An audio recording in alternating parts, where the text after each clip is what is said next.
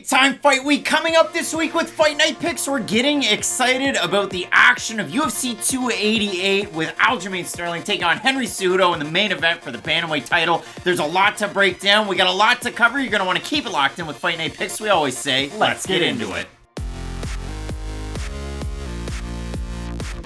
And as always, welcome back with Fight Night Picks. One half your hosting duo, Craig Allen FNP on the Twitter and the Instagram, Matt Allen FNP on the respective socials. If Cody Brendan shoots a takedown, I have a mohawk.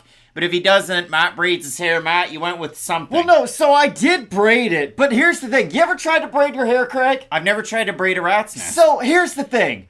If you played basketball, there's a move called the three-man weave, you know? It's a formation you do. It's a practice. You basically do that to your hair. I couldn't do it in the back, so I did it kind of in the front. Didn't look great, and I didn't know how to tie it and finish it off. So then I just kind of put the whole thing in a bun. It looks bad. After the intro, we'll get you back to normal. But when we have a look at the card coming up this weekend, first time that the UFC has gone back to Newark, New Jersey, the Prudential Center. Last card there was UFC Fight Night, Covington versus Lawler. And coming up, as mentioned, this is going to be the third title defense of Aljamain Sterling taking on Triple C, Henry Cejudo, the Olympian, the flyweight champ, the bantamweight champ. He went out, I'd say, not honestly, even one of the greatest fighters of all time. Yeah, not even on his shield. He went out swinging, finishing folks. He had a couple of big-time bonuses en route to that big win, the cigarettes, the alcohol, the Dominic Cruz win that he had, and then he rode off into the sunset, started becoming one of the best trainers out there in the world, and now just a few days shy of the 3-year anniversary of that last title defense. Cejudo is back. 10 ranked fighters on the card. I'm sure Cejudo will slide into the rankings as this week goes on, but some former title challengers, some former champions, Gilbert Burns, Jessica Andrade, Movsar Evloev, and then just before I hand it off, one big return in Kron Gracie. He's going to be taking on Charles Jourdain, and when you look at it for Kron Gracie, performance of the night against Caceres, fight of the night, and a fight of the year contender against Cub Swanson.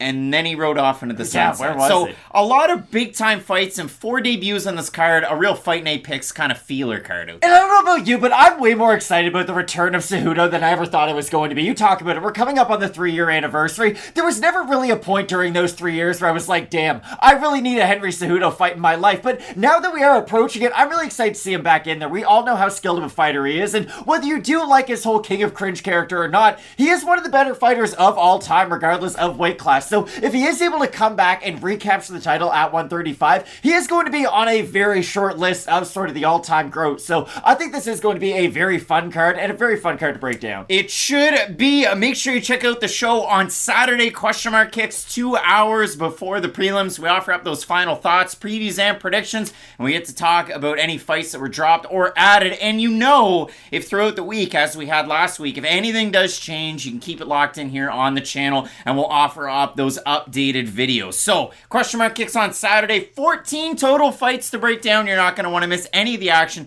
Keep it locked in with Fight Night Picks. We always say, let's get into it. That is one of the more exciting fighters in the bantamweight division, Daniel Willie Cat Santos. Bantamweight's looking to string together some win streaks in New Jersey. Coming up this weekend, we have Brazil's Daniel Willie Cat Santos taking on Sequence Jiu-Jitsu and Ikram Gym's own Kid Kavenbo, Johnny Munoz Jr. And when you look at a fight like this, you can't help but get excited. I know this is a good one to kick off the prelim portion of the card because we focus on the man that's on the left side of the screen that's not me. We're talking Willie Cat here for a second. I mean, the nickname's after a Thundercat character, but what we do know about Daniel Santos is his last time out, 4 days before the fight, it was announced that it was going to be a catchweight contest of 140 pounds. That's why you see it there on the screen. Daniel Santos comes in at 138.5, and nobody really knew why it would be a catchweight, but we knew it was going to be a catchweight nonetheless. In the first round, it's all action. John Castaneda's landing combinations. He's landing those head kicks that are wobbling Daniel Santos. The strikes in the first round,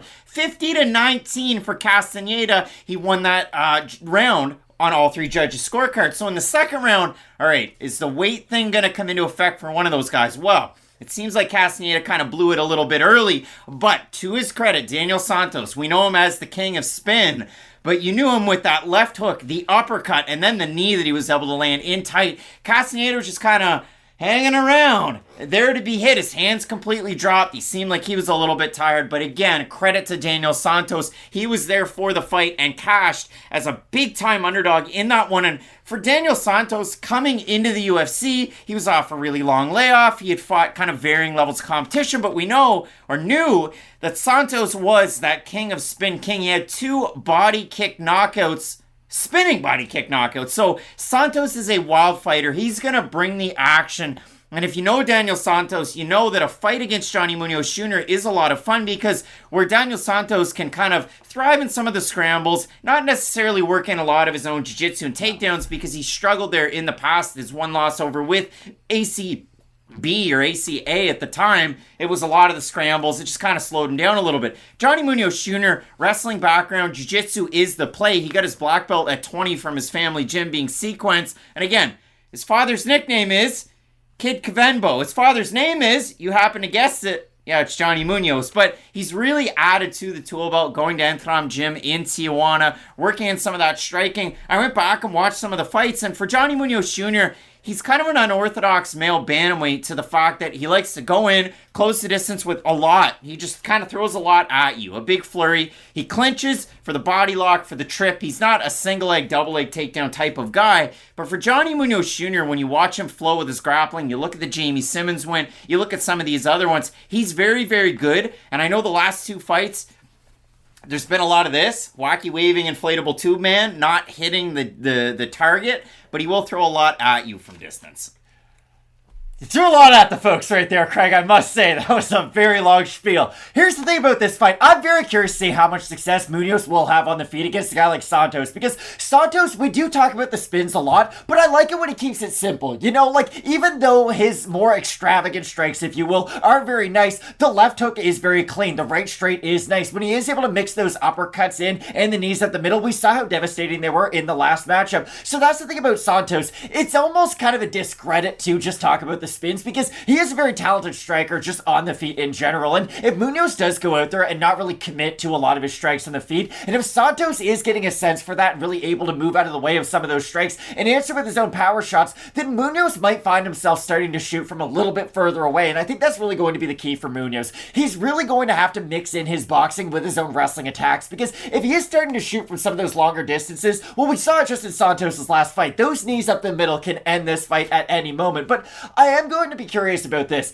I do think Munoz is going to have a bit of a size advantage, and I think he's going to try to use the clinch in this fight to at least wear on a guy like Santos. Now, Santos is a bearcat. He's going to try to eat you up in that clinch. He's going to go to the body. He is a very active fighter. I know in the last fight he had, it did take him a little bit to kind of settle into it, but again, when he's at the ranges where he can do damage, he's really going to make use of those ranges. So again, for Munoz, I think it's a dangerous fight for him, but I do think he can have success at some different ranges. I just don't know how much success he's going to have on the feet, and if he's really going to be able to set things up on the feet to then help him get it. Yeah, and Johnny Munoz Jr. in the UFC so far, he's 2-2 against varying levels of competition. He came in on 4 days' notice to make his UFC debut against Nate Maness, replacing Ray Borg. Ray Borg got cut by the UFC there. It's been a run. And he got cut by Bellator, last week. So for Ray Borg, it's been tough. But for Johnny Munoz Jr. in the fight against Nate Maness, if he didn't have the low blow in the 3rd round, who knows? I mean, he had a good case to winning that fight. He did a lot of clinching. He was It was a stock-gaining loss because he came in on short notice. Yeah, exactly. He was 2 for 16 on takedown attempts. It was an interesting fight. He goes out there and he beats Jamie Simmons.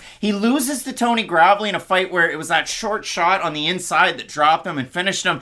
And then his last time out, again, we talk about varying levels of competition. He's taking on Ludwig Cholinyan, who a lot of people like coming off the Ultimate Fighter. I didn't understand it because it was just like throwing the jab and working some takedowns. And in that one, Munoz Jr. capitalized with some of the wrestling, with some of the striking. But again, the striking percentages, when he fought Ludwig Cholinyan his last time out, 78 significant strikes landed out of 227. That's a 34% strike accuracy. Before that, in the fight that he had against Simmons, 14 to 71 for 19%.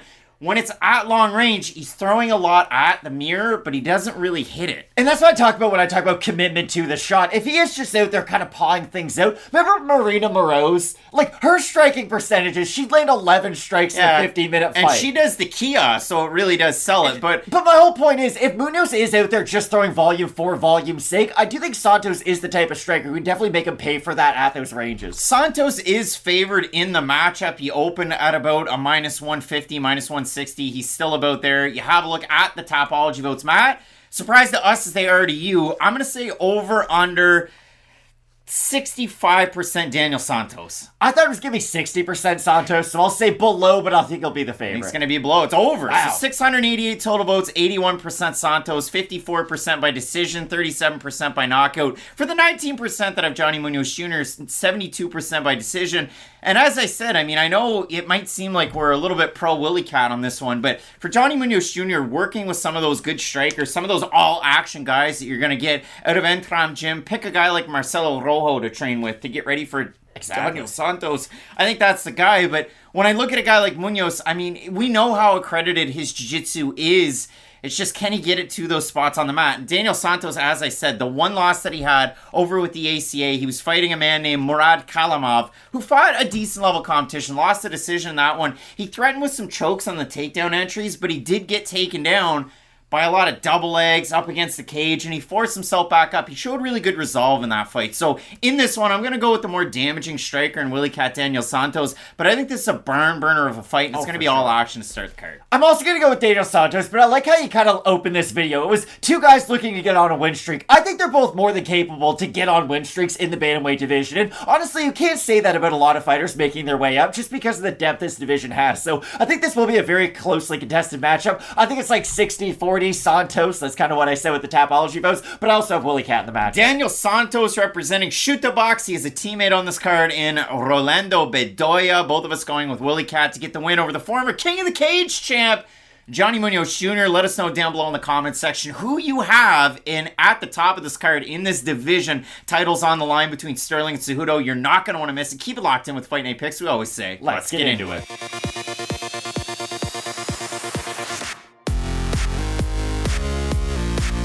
100% finish rate is on the line at middleweight. Coming up this weekend, we have Brazilian Black Ties own Claudio Ribeiro taking on Ugly Man Joseph Holmes. And when you look at this matchup, both of these guys finished in their last fights. For Claudio, he got knocked out by Abdulrazak Alhassan because he keeps his hands by his waist. And for Joseph Holmes, he struggled with the grappling exchanges against a long-time established vet. And you can say that for both of these guys. But for Holmes, against Junyoung Park, he really did struggle in some of those sequences. So if you look at it for Holmes in this matchup, he switched camps. Now, was kind of forced by the forces of nature to go from Glory back down to Texas. And he's a guy that's represented SFS MMA in the past.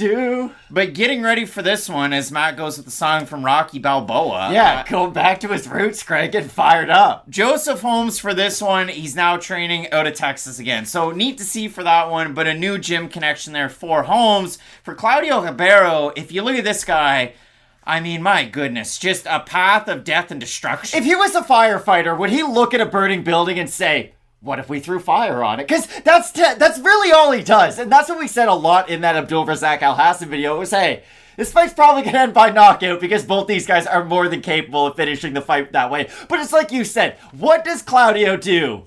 Holds those hands like he's carrying jugs of milk. Like, they're so far down by his waist, it is concerning. Now, is he a plus-level athlete? Does he have good footwork, and can he evade some of those shots? Of course he can, but... Whoa, hold on. His basis for MMA, Claudio Ribeiro's basis for MMA, is dancing and boxing. And that's the thing, like, Claudio moves very well on his feet, but the problem is, when that's a part of your game, you really are dancing with the devil from the second you walk into that cage until the second the fight's over, because you're always going to be a liability to getting hit by those big shots. Now, is Joseph Holmes the level of striker that an Abdulrazak Alhassan is? No, he is not, but Holmes is still a guy who's going to make you pay for those kinds of defensive liabilities. Goodness, as I struggle with that. I just worry about Claudio, and is that one part of his defense just such a weakness this that now everybody can look at it and say, okay, we can build a game plan off of that because it is a weakness. You can threaten with takedowns. It might make those hands come down even more. It might make him less liable to throw his own shot. I just really worry about that one big problem with Claudio because we have seen that with some fighters. The second the book kind of comes out on them,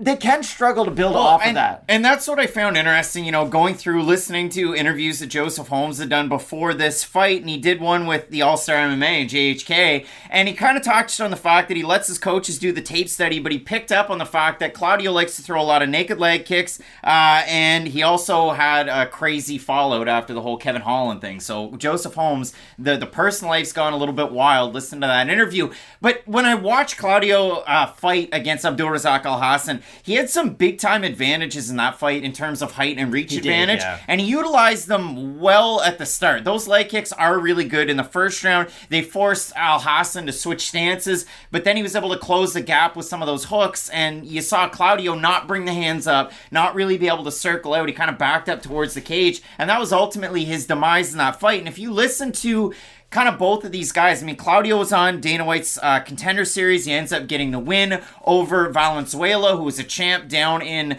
the south of the Americas. And if you look at that fight, Sean Strickland's in the corner yelling, and I quote, "Get ready for those big hooks, they're coming!" as the left hook lands for Ribeiro, and he ends up getting the finish really early on. So if you consider both of these guys, and if you listen to a guy like Joseph Holmes, I mean, even when Holmes was on Dana White's Contender Series, both of these guys had that. Both of these got wins, and both of these guys got wins by finish. Dana White gave him the old, he's only 6-1. I've never done this before, but on Sunday, November 14th, I'm going to Fury Fighting, and we're doing an episode of Looking for a Fight. He has already agreed to fight. And then he's like, well, he looks pissed off. No way, Dana. You think? You're giving contracts to everybody under the sun. On that episode, Renato Valdez, Fernie Garcia, Carlos Hernandez, and Mike Malott got contracts. Like, Dana White, I've never done this before. As he's tying his hair into a pony. Like, Dana White says this every single episode. I've never signed a 35-year-old prospect, but I'll do it again this week. I've never signed someone with three... there's no, prerequisite. The crazy part for Claudio, I really like reading Sean Bitter's work with Cage Side Press and some of the other websites that he's done work with, and reading his Dana White's Contender Series kind of preamble about Claudio. He said, in the fights he went to the distance, he gets a lot more active as fights go on. I don't think Ribeiro is UFC level. I think he can get there. Yeah, I didn't think he was UFC level coming in. Mountain high enough, though. If I'm being completely honest. Claudio Ribeiro, when you watch him strike, it's a lot of big, wild looping shots. He's not like some of the other guys that have come in recently that throw a lot of power or go out there and utilize some different parts to his game. He will clinch in certain exchanges. He doesn't go for any takedowns. Claudio Ribeiro is kind of like Kaylee Cowan with his grappling. He'll get right up against you, he'll dig underhooks, and then he'll hold you up against the cage. He's also liable to getting taken down. In his fight against Albuquerque on the regional scene with Future, he goes out there and Albuquerque tries to take him down and has success at the start of the fight. But as Sean Bitter said, Ribeiro kind of builds his way back into the fight because he has odd cardio and he's still able to swing for the fences. And his opponents on the regional scene weren't necessarily the best. So when I look at a fight like this, Matt, Joseph Holmes, obviously his secret weapon, 8-3 is the total record, but 6 of his 8 wins are by submission. He does have a jiu-jitsu base. But Joseph Holmes, kind of like Johnny Munoz Jr. in the last fight, Joseph Holmes isn't swinging out there for freestyle wrestling takedowns, double leg, single leg. He likes the body lock for the trip. He likes to get it up against the cage. We could see him having success with that in this matchup. It's a tough ask, though, against such a big guy in Claudio. Could we see him eat, some Travis Brown-type strikes, too, on the takedown entries? Because that's what I worry about. Since Holmes isn't that kind of natural grappler, he will leave his head out there a little bit, and I don't just mean that in terms of, he could get guillotined. I could see where Claudio is able to hit him with some good shots on some of those entries. I just think for Holmes, it's very dangerous for him to be on the feet in this fight. So I will expect him to try to get it to the mat at some point. But again, the issue is going to be, how does he disguise the two? Because he's not really a good enough wrestler for wrestling's sake, I don't think, to just out-wrestle him for 15 minutes. So I think it is going to come down to how is he able to mix his martial arts. Well, and I think Joseph Holmes making the transition to War Training Center, that is the gym. I know I mentioned SFS MMA earlier. That's Trevin Giles' gym, and that's a big body that can get in there, work some of those grappling exchanges as well. You look at the odds in the matchup, again, Sean Bitter and myself didn't really think Claudio was UFC level. He's more than a 2-1 favorite in the matchup. We have a look at the total votes on Topology. Surprised us there to you. I'm going to say over under 72.5% Claudio. I think they'll be over. I think they're going to be over. They are over. 633 total votes. 80% Claudio. 79% by knockout for the 20% that have Joseph Holmes. It's like a lifesaver. 37% decision, 29% submission, and 24% by knockout. It's a tough fight. Joseph Holmes sometimes can wait there a little second too long with his hands up and waiting for those big hooks. And for that reason, I actually think Claudio Ribeiro gets the win in this matchup. But this is a chintzy call at middleweight. I feel like for Claudio, every time we make one of these prediction videos, it really is going to come down to the opponent more than him. I know that's a weird thing to say, but he really is kind of set in his ways. I like the footwork early. I like the power and how, like you said, the power carries late, although I wouldn't say he has tremendous cardio. I think that's an all right way of describing it because the hooks are very looping. So the way he loads up on them, if he lands at any point, he is very devastating in that capacity. So I do have Claudio in the matchup, but if Joseph Holmes goes out there, has a clinch-heavy game plan, really tires out Claudio with some of the wrestling exchanges, I wouldn't be surprised by that either. Think of Joseph Holmes' 3 losses. He loses to University of Wisconsin, Whitewater stud Jordan Newman, who's still undefeated with Bellator. That's his first loss. He loses to Jamie Pickett, where he wins the first round striking, then Pickett grapples him round 2, round 3, and he loses to Jun Young Park due to the grappling. Joseph Holmes hasn't lost to like a pure striker out there just yet, so it really is a tough call. Both of us going with the Brazilian in the matchup. Matt, some big-time fights left on this card. Bantamweight title on the line in the main event. You're not going to want to miss. Keep locked in with Fight Night Picks. We always say, let's get into it.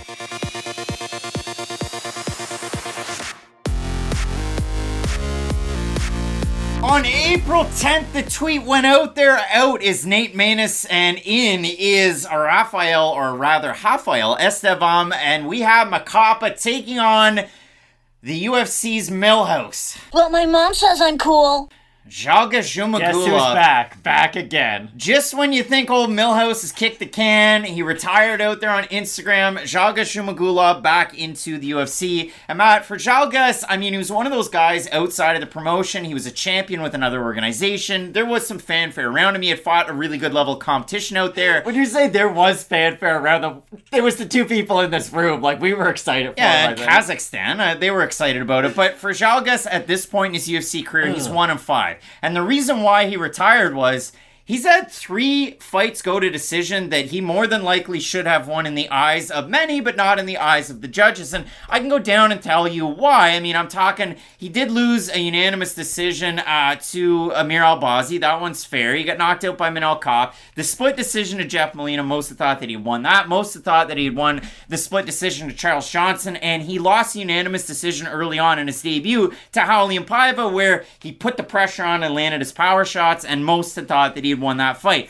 So Zhalgas was down in the dumps. He retires on Instagram. Now all of a sudden he's back. He's taking this fight and he gets Rafael Estevam out of Novo União. And if you know Estevam, I mean, he's one of those guys, and I likened him last week on Question Mark Kicks to Fernando Padilla because Estevam started off when he was 18. And if you go back and you watch the fights when he's 18, 19 years old to the guy that you see right now, there's similarities for sure, but just like Padilla, a giant leap forward in the skills. Estevam, when he first started out, would just run across the cage, brawl. He'd go for double leg takedowns, he didn't pick use you his up, skills. Slam you down. No, he used his brawn. Exactly. And he used his strength, and he used, and I'm going to bring it out right now, he used his moxie. The kid's got moxie, and that's all that he used. So for Rafael Estevam to go from what he was to what he is right now, he still goes for big, powerful takedowns. He still goes for big, powerful strikes. He had some long layoffs. He was Chuto Brazil. I know if you go on Facebook, there were some pictures of him with the belt, but when you look at it, they weren't really 5-round fights. It was kind of weird there.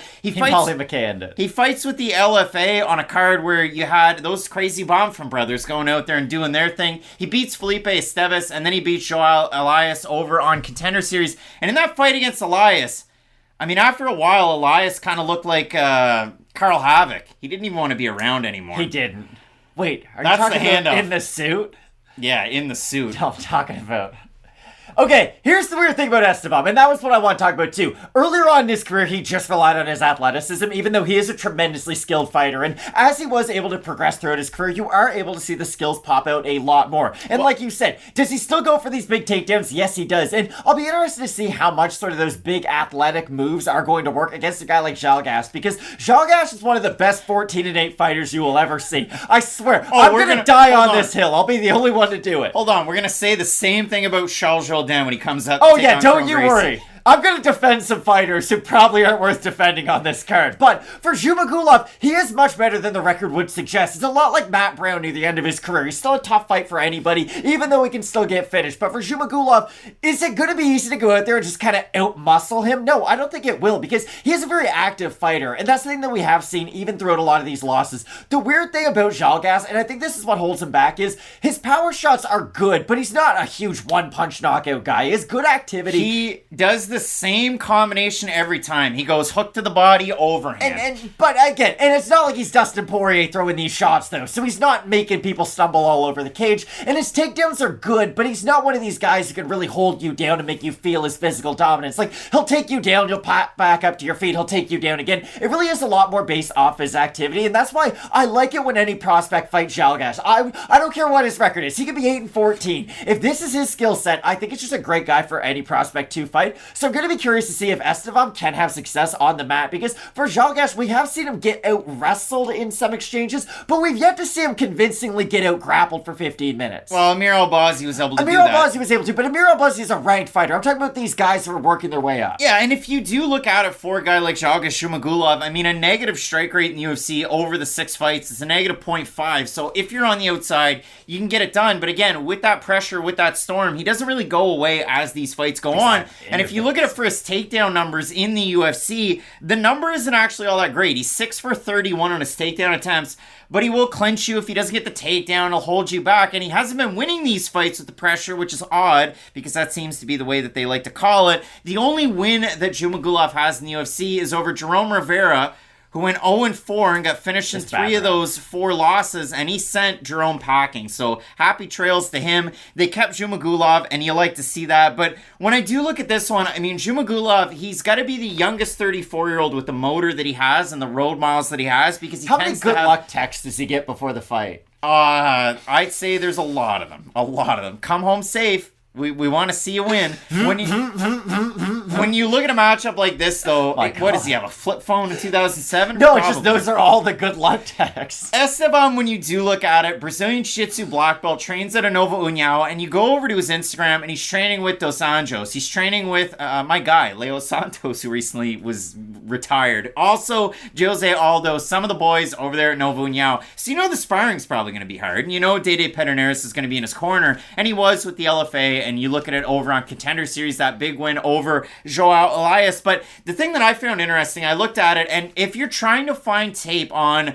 Mr. Rafael, it's either Rafael Ramos, Rafael Estevam, Rafael Esteban, or Rafael Macapa, and I thought, Macapa. So I looked it up. There's only 2 Macapas that have ever fought in the UFC. Rafael Macapa, and you know the other one because he only goes by the nickname, John Teixeira, John Macapa. And they train together, and they're from the same region in Brazil. So pretty cool stuff there. I've seen John early on, those first couple of fights that Estevam had as a pro. John Teixeira was in his corner, so I thought that was pretty cool right there. But again, when I was writing down some of these notes, it's long looping shots to close the distance. Big action kicks. We see a lot of finishes for Estevam through this. 7 of his 11 wins are by finish, 3 of them by submission. But again, the jiu-jitsu isn't necessarily accentuated because of the big action striking. So when you have a look at a guy like Estevam, there's openings there for sure. Openings that even a guy who's 1-5 in the UFC could take over on. I hope that point's gotten across so far. Estevam is predictably the favorite because he is undefeated. We have a look at the Tapology votes. Matt, surprise us there to you now. Tapology was wild to start 2023. Can I set the votes? I genuinely think it's going to be 93% Estevam. I'm going to say under. I was going to say 80. So I'm going to say under 93%, and it is under. Ooh, I thought it was going to be so one-sided. 601 total votes, 81% Estevam, 70% by decision. For the 19% that of Zhumagulov, 78% by decision. If we know anything from last week, with the votes and this and that, the polls that we have on Fight Night Picks on our Instagram, that was a trouble. They're not always right, and this could be one of those fights. So what is the pick here, Matt? I have Estevam. Okay, I said it at 93 because I thought, hey, people are going to look at Zhumagulov's record. It is very salty. A lot more red than green on that Tapology right now. But I just think Estevam is more likely to go out there and get a finish. Could Zhumagulov get a decision win? I definitely think he could. He is always in these fights. That's the thing about Zhumagulov. Even the fights where he's losing, they are very close at the end of them. So I think the pressure and the activity of Zhumagulov could definitely get the finish. Could get the decision on his side. But I think Estevam might be able to take him down. And if he's able to get any period of top control on top of him, I do think the ground and pound will be able to open up some more dominant positions. And I talked about the takedowns of Zhumagulov not being all that accurate. The takedown defense has been tested in the UFC. Albazi, he was able to defend 2 of 3. He was Jerome Rivera went 0 of 1 and Johnson went 0 of 2. So Albazi going 2 of 3 rather in that one. The one thing that I did on the rewatch, I went, okay, what happens to Zhumagulov in every fight? 2 things. He gets fouled all the time. He gets poked in the eyes and kicked in the nuts. And even if they're close, he's going to cry that he got hit, and why not? So when you look at a matchup like this, there are certain spots where Zhumagulov overcommits, and I think Estevam can take over on that, but we'll see if the cardio can hang around for a guy like Estevam who fights at a really high pace and throws a ton of power and volume out there, or will he get Quinlan on this one and just get absolutely picked apart? Both of us going with Rafael Macapa in the matchup. Some big-time fights left on this card. The titles for grabs in the main event. You're not going to want to miss. Keep locked in with Fight Night Picks. We always say, let's get into it.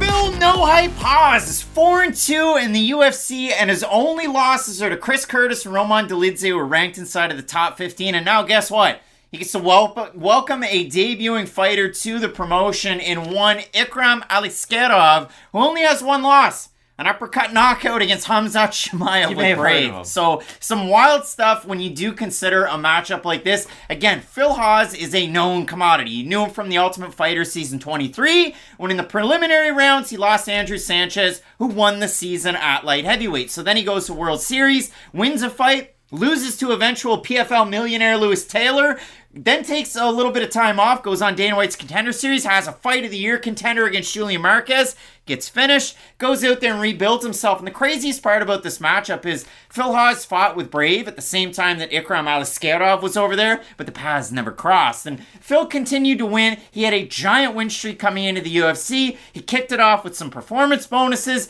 And then if you do look at those last 3 fights, he loses. And it really was a tough fight against Chris Curtis, favored to win that one. He goes out there against Jourdain Win and beats him apart. Just sent him outside of the UFC packing. So he gets a big win there, performance bonus, and then again, the loss to Roman Dolidze. So if you look at it, Matt, I mean, he has been finished in a lot of these losses. He really has. And if you flip the script and look at a guy like Ikram Aliskerov, and again, only has that 1 loss. 4-time World Combat Sambo champion, 2014, 15, 16, and 17. Parlays that forward into such an interesting MMA career because the level of competition's kind of all over the place with Brave. He goes over to Eagle FC. Remember that time they had that fight in Florida that one time? I did. Kevin Lee fought Diego Sanchez. Ikram Aliskerov fought UFC vet Nashawn Burrell.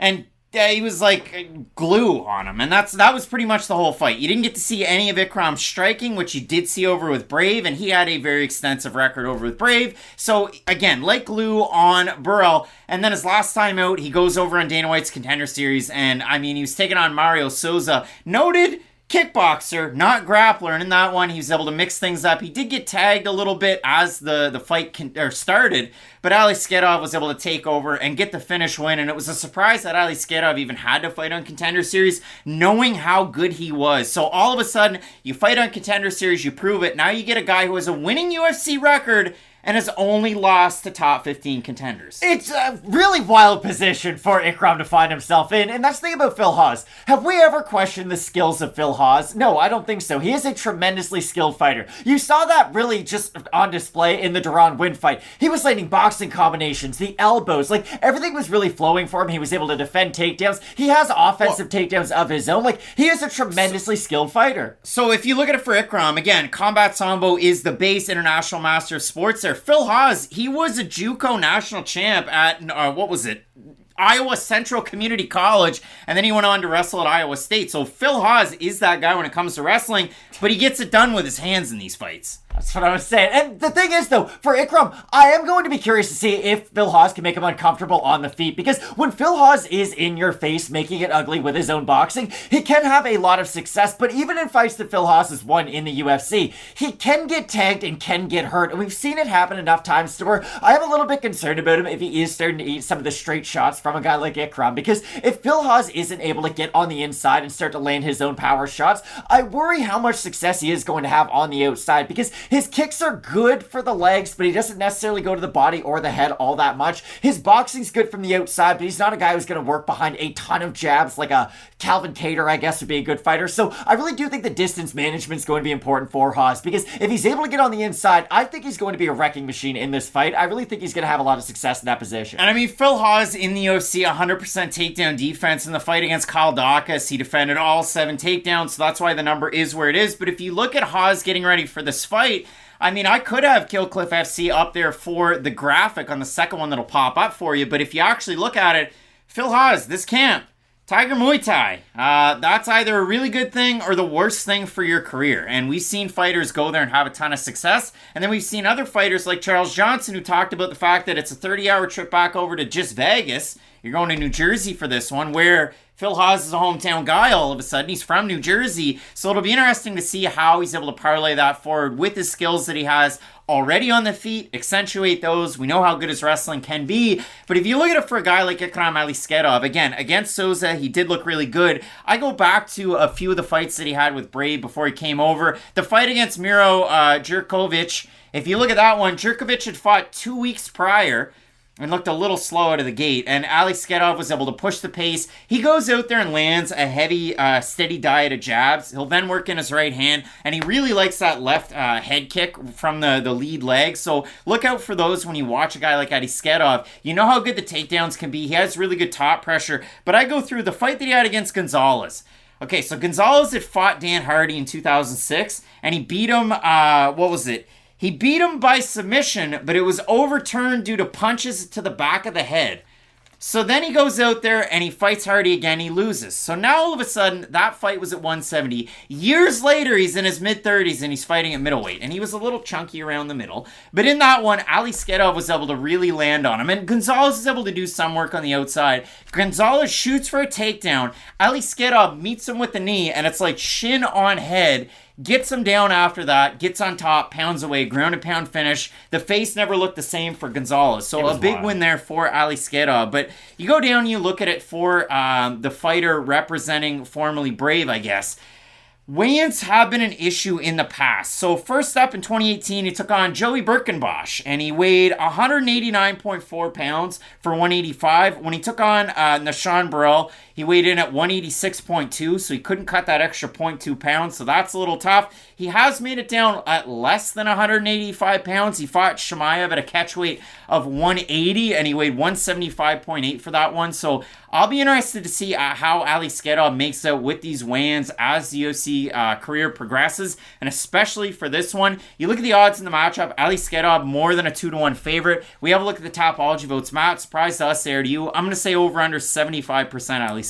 I think they'll be slightly under. They're going to be they're slightly over. 629 total votes, 83% Aliskerov, 58% by submission. For the 17% that have Hawes, 56% by knockout. So a high preponderance of finish in this fight. What do you make?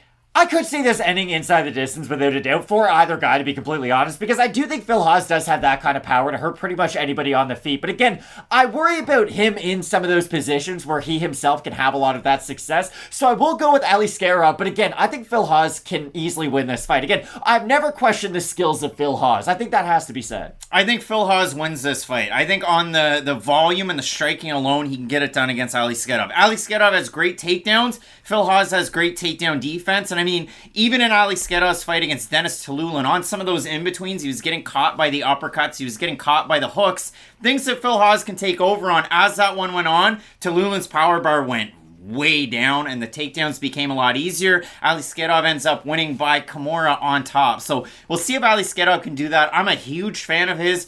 But I think in the matchup, it's a little bit too much too soon, although they know what they're doing with this matchmaking. So we're splitting the pick. I'm going with no hype, Phil Hawes. Matt going with Ikram, Aliskerov. Really want to hear from you down below in the comment section on this one. It is a tough fight down the line. At middleweight, some big-time fights left on this card. You are not going to want to miss any of it. Keep it locked in with Fight Night Picks. We always say, let's get into it.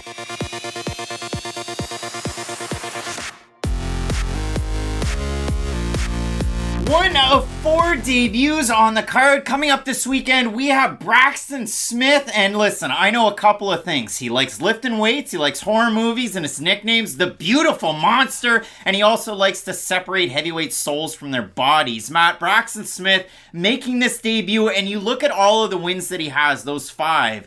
They go back to last year and early this year. It's crazy to see that, kind of similar to a Junior Tafa, just really picking things up and getting that opportunity in the UFC. And I have a lot of things to say about the debuting fighter Braxton Smith, but he's taking on a man who's faced John Jones in the past. So we're talking about Parker Porter, and to make the Tafa connection, Porter's last time out against Junior Tafa, he's favored to win that fight. You would have thought, Justin Tafa, you would have thought he was going to win that fight. No, and that's the thing. Parker Porter has Dr. Jekyll and Mr. Hyde versions of his game plans, to where he fights really smart, he tucks his chin, fights behind the jab, works on his takedowns, or he lets it all hang out, especially in the first rounds of his fights, and he can really get clipped in some of these ones. And that's the really concerning thing about this matchup. For Parker Porter, he is a well-rounded heavyweight, and that's something we've always said. You can't question his skills, which is the exact same thing I just said about Phil Hawes, but for Porter, when he is fighting in that intelligent manner, like you said, tucking the chin, using the clinch in an intelligent manner, getting out, using the boxing combinations, he can have success in the heavyweight division. And we had talked even before we started filming about Braxton Smith. Are the positives there? Yes, they are. He has absurd hand speed. He does have really good power when he is able to land. But the weaknesses also have to be talked about, because he's a guy who is going to load up a lot on his shots. And I vividly remember Mike Goldberg used to talk about this, about how the 2 most different strikers in the UFC, or at least in middleweight, were Wanderlei Silva and Michael Bisping, right? Michael Bisping doesn't load up on anything, right? He's going to kill you with volume. It's death by 1,000 cuts. Whereas for Wanderlei Silva, he's going to sit there, plant, and throw everything into every shot. Braxton Smith is much more on the Wanderlei Silva side of that scale than the Michael Bisping side, I would say. Smith might be the most interesting prospect to come into the UFC in a really long time, because he had a fight in 2014 when he was very, very young at 24. He fought Chase Sherman in their pro debuts, and he lost by first round knockout. And then he took 8 years away, and he did an interview with, and you've never heard of it before, All-Star MMA with JHK, and he touched on the fact that he got into MMA because of his mom. His mom used to watch WEC, and she was a giant Uriah Faber fan. She used to watch Strikeforce and a little bit of the UFC, and her favorite fighter was Brock Lesnar, and Braxton Smith was a football guy. He was a running back at 260 pounds. Like, what was Big Lefty's name? Sadly passed away. Big Lefty. I had no idea. Somebody out there is just punching their car steering wheel. Listen to me saying this. I'm going to look it up. I can think of him. I can picture him in my mind's eye. But Braxton Smith, a really big guy for football, playing a position you wouldn't assume he'd play. But out of the interview that he did with JHK, he said, I had a vision board of coming into the UFC, and I thought when I got back into it in 2022, it was going to take me 2.5 years to get into the UFC. It took him about a year. So it's wild to see that. But here's the quote that I got out of Braxton Smith that I found insane, and I want us to digest this after I read it.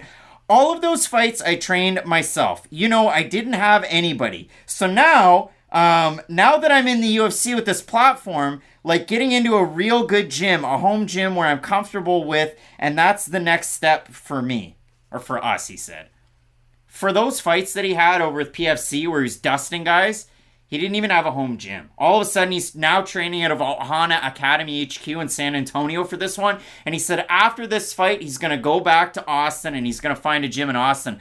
I find it crazy that a guy had this much success with the talents that he has naturally, that he didn't even really have a gym and he trained himself. Like, kudos to him. I find that insane. Your thoughts on that? No, it's extremely impressive. Again, I still worry about the holes in his game being there. Can they be worked on? Yes, they can be. But things like that do take time. And I just don't know if he's had enough time to work on those things just yet. And again, you've watched our channel if you're watching this video. Parker Porter is a heavyweight who's set in his ways. And sometimes being well-rounded is almost a detriment to yourself, right? If you're a jack of all trades, you rarely have one single strength. And that's what I would say about Parker Porter. There's nothing he does that is going to really make you go, wow.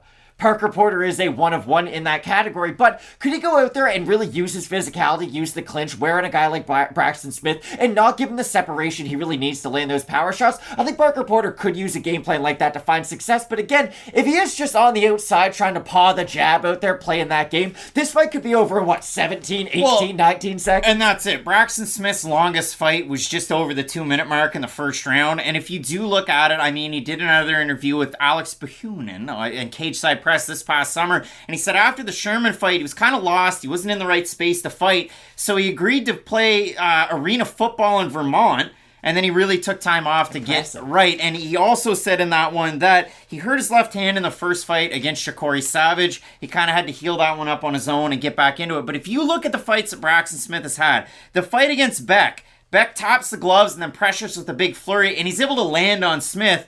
But ultimately, I mean, some really big shots up against the cage, and then you had that southpaw head kick from Braxton Smith that was able to separate Beck from consciousness. The fights against Savage, the first one drops him like he's a tree. The second one, it was a right hand, and then it was like his forearm came up and hit Savage. It was a clubbing shot. The forearm hits Savage, same finish. Like a sack of potatoes. It's Bud the Spud from the Bright Red Mud.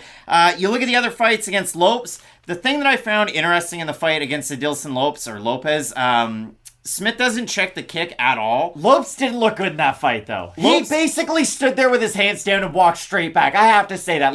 He had the best record on Braxton's resume, but if you go back and watch that fight, he was a body in the cage. And the number, it's not even really a comment, but the number one comment on that was Lopes was his Uber driver 5 minutes before. That wasn't a big time matchup, is what I'm saying. Against Chisholm Brungard, he doesn't check the leg kicks, he doesn't cut the cage, and then all of a sudden, he's running in and he doesn't jump, but he just kind of throws like a Superman punch as he runs in, and that's what ends up getting the finish. So Braxton Smith, a lot of power, somewhat unorthodox, and he gets weird extension to where he's on his front foot all the way out. No, don't even call it weird. It's not great. If you lead with your chin, awesome. You're gonna get, not awesome when you fight really good counter-strikers, though, because they're gonna make you pay for that. Anytime you lead with your chin, it's leaving a really big opening there. And maybe some guys on the regional scene aren't gonna make you pay for it. Maybe Parker Porter's not gonna make him pay for it. But this is the heavyweight division. Eventually, if you are good enough, you're gonna fight fighters who have huge power. Tai Tuivasa right now isn't at a great point in his career, but if you strike like that against him, he's going to land a massive shot and put Porter is a decent favorite in this matchup, and if you really do consider it, I mean, Braxton Smith is going to be one of those guys that until there's more tape on him, he's going to get slept on. It's really hard to try and pick a guy like this, so when you're trying to make an overall pick and prediction on the fight, obviously I'm going to go with Parker Porter. But it is a little bit of a tricky one, because if we get the version of Porter that wants to go out there and brawl, then he could be in for a tough night. Exactly, but he is the more well-rounded heavyweight at the end of the day, and that's why I do favor him in the matchup. Again, could he get knocked out in the opening 20-25 seconds? I definitely think that could happen. I think Porter's going to wear on him a lot, though, with that physicality. I think we're going to see the clinch a lot from 599 Tapology votes in this one, 77% Smith with, over a 90% clip that I have to win by knockout. The fans have Smith. We have Parker Porter to get the win. Let us know down below in the comments section who you have. Some big time matchups left on this card. You are not going to want to miss any of it. Keep it locked in with Fight Night Picks. We always say, let's get into it.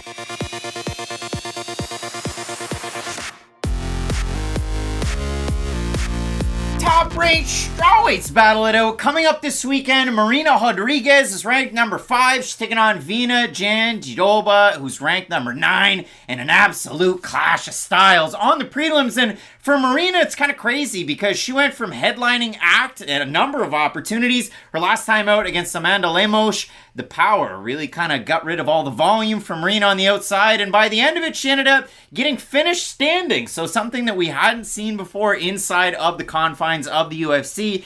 Now, Marina, with such a positive record in the UFC, where we had only really seen her struggle against grapplers at this point, gets to face, a grappler in Virna Jandiroba. So if you do look at a matchup like this, Matt, I know Virna coming out of a very interesting camp, and we've seen some one of those ones where it's rising tide lifts all boats, where Virna's really been at the spearhead, but we've seen a lot of fighters out of her gym now find success. Virna's kind of been that poster child since she fought with Invicta of oh, I'm only a grappler. And all of a sudden, we've seen some advancements in her striking game. I don't expect those to flourish against Marina Rodriguez, but it has to be noted nonetheless. She was able to drop Amanda Ribas with that big 1-2, which was kind of crazy in that one. And MMA math fans, they'll look at the Amanda Ribas fight and they'll look at Marina's fight against Amanda Ribas, so where Herb Dean decided to check out for a couple of seconds, and they'll say, okay, well, those things aren't created equal. But again, I will say, yes, it's still a clash of styles. Virna's gained in certain areas, but if Virna gets the fight down to the mat in this one, it could be a really tricky night out. We saw Marina struggle against Carla Esparza,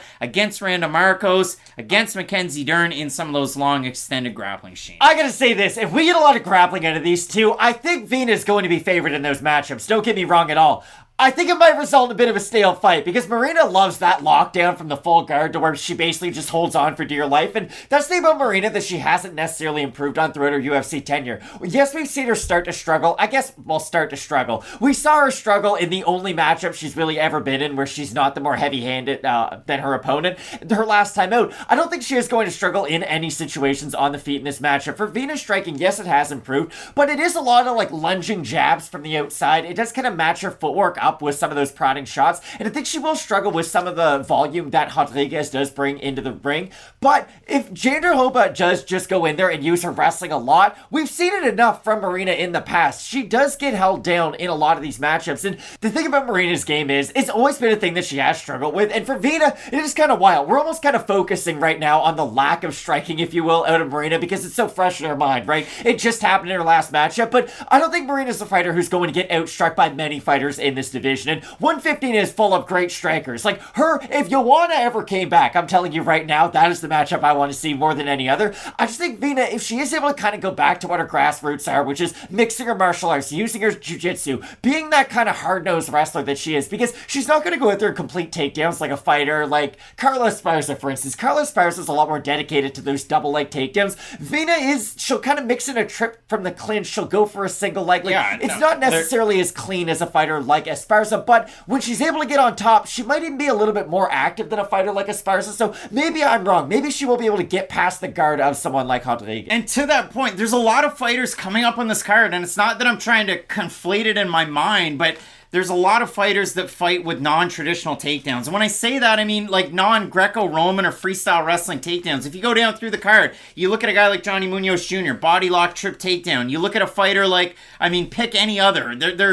Kron Gracie's another one. He's going to pull guard, or he's going to try and body lock and pull you all the way down. If you look at somebody like Virna Jandiroba, it's a lot of body lock up against the cage, trip takedown. She's not going for singles. She's not going for doubles. She's not going for upper body throws. So Virna is one of those non-traditional wrestlers in a sense. But if you look at Virna, well, look no further than her fight that she just had against Angela Hill, a long, rangy striker like Marina Rodriguez, and in that one, it's 7 minutes and 4 seconds of control time, and all of the takedowns came from the fact that even though Angie had a super low base and was really, really hesitant with her striking, Virna was able to take over, even with those knee wraps and that kind of not one-dimensional striking, because again, it's gotten better, but it's kind of like, it's more mechanical, and you hate to say that, but it is a little bit more mechanical, her striking, and we saw her against Kaneko Murata.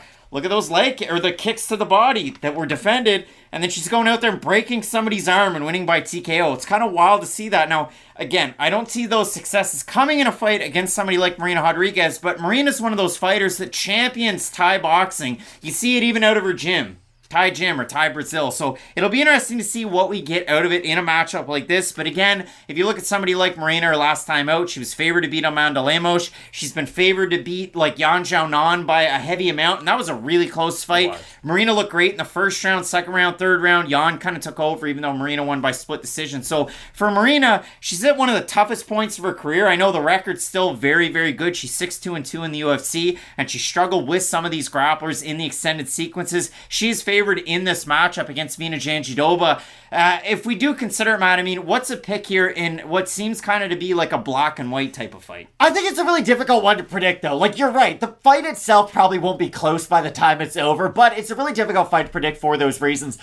I'm trying not to overcorrect it in my mind for Marina because I do still think she belongs at the top of this division. And I think for me, this is Virna's kind of first chance to kind of become one of the elite. You know, if you beat Marina, then you're going to go on and fight one of the huge names of the division. So for me, ever so slightly, I'm going to go with Marina. I do favor her on the feet. I think her volume numbers to go along with her power too. I think she can hurt Virna. Can she finish her? Maybe that's a bit of a step too far, but can she throw damaging shots? I definitely think she can do that in this matchup. So for those reasons, I have Rodriguez. I'm going to take Rodriguez on the outside. Virna's a little bit more flat-footed. Marina's always moving, but if you can back her up, as Amanda Lemos was able to do, land some of those power shots, mix in some of that grappling as well. I mean, even in this, the second round of the fight with Lemos had the triangle and almost had the submission in with rear naked choke. So some interesting forces at play in a matchup like this, but I'll go with the 36-year-old strawweight, Marina Rodriguez, to get the win. Let us know down below in the comments section who you have in this pivotal strawweight matchup. The next one on the docket, debuting Bedoya taking on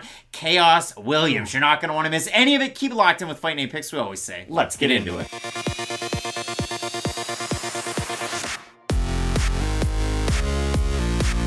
And a welcome to the UFC, to Shoot the Box's own former FFC welterweight champ. We're talking about the Machine, Bert Kreischer. No. Merab. No. We're talking about Rolando Bedoya, another Peruvian fighter in the UFC. You love to see it. Daniel Marcos looks great. He's got a big fight that just got booked. And we also have Claudio Poyes out of the country. Now all of a sudden, Rolando Bedoya out of Shoot the Box gets to make that debut against a guy who has UFC experience and some big wins in Khaos Williams. So kind of crazy to see that. You have Phil Hawes, who's 4-2 in the UFC, taking on Ikram Aliskerov in his debut. Khaos Williams is also 4-2 in the UFC, taking on a debuting fighter. Coming off a pretty long layoff is Rolando Bedoya. And Matt, when I go down through it and I look at this fight, are both guys primary strikers? You bet they are. And do they like to just stand in the pocket and eat and throw punches? You bet they do. So we got a couple of lunch pail fighters in there this weekend. And I know if fans don't know Bedoya, but they might be somewhat familiar with Khaos Kalen, the Ox Fighter Williams, they know that this is going to be a good fight. So you can fill them in a little bit on a guy like Bedoya, because going back and watching the tape study, I was whelmed, but I was excited about this fight. I am really excited about this fight because there's a really high probability it ends inside the distance. But there is a significant difference between these two fighters, and it is Bedoya, I would say, is more hittable. Not that Khaos Williams is unhittable by any stretch, but we have seen Khaos Williams almost go into that Yoel Romero version. You know what I mean? Where it's all offense and then all defense. And for Williams, his defense isn't terrible. Like, he does keep his hands very high. He does swat away and parry shots, but the activity can get him caught. And if Bedoya is a guy who's crashing for it like he has done in the past, and if he is brawling, he might just force the fight enough to a guy like Khaos Williams to where that defense isn't enough to evade some of those shots. But if Williams is able to just defend 2 or 3 out of the 5 and answer with 1 or 2 of his own, we have seen how devastating of a puncher Khaos Williams is. It kind of reminds me, remember when Jeremy Stevens had that really famous quote of, "Hey, I'm the hardest hitter at 145. You know, he wasn't necessarily wrong, right? Like, if Jeremy Stevens and Conor McGregor both just hauled off and hit something, I'm not convinced Jeremy Stevens would hit that much lesser than Conor McGregor. My point is, if Khaos Williams said that at a press conference, like, I'm the hardest hitter at 170, I wouldn't necessarily be like, oh no, you're wrong, like you're overhyping yourself. Like, when Williams is really letting his hands go and when he's able to connect on some of those inside shots, his punching power is equal to pretty much anybody's in the division. I mean, Khaos Williams, if you do consider it, those little periods of time that are off. I mean, his fight that he had against Randy Brown, there was a little bit of it there. The win that he had against Matt Semmelsberger, there was a little bit of it there. Exactly. I'm not saying he needs to go out there and dust guys every time like he did when he came into the UFC, just finishing everything that stepped in front of him. No fight. But when you look at it for a guy like Khaos Williams, he's definitely refined things a little bit, and if he decided to kind of open up a little bit more in a matchup like this, we'll see what happens. I mean, Bedoya is one of those guys, 14-1, trains at a premier gym. Charles Oliveira, Daniel Santos is also on this card. And was Rolando Bedoya in that infamous sauna scene picture over in Fight Island? You bet your ass he had that blonde hair, sweating it out with the boys. He's there for the team. He's a ride or die. But when you look at a guy like Bedoya, Matt, this is where it gets a little weird. So 14-1, 7 wins by decision, 7 wins by finish. The average, or at least the combined opponent record, 57-29. That's good.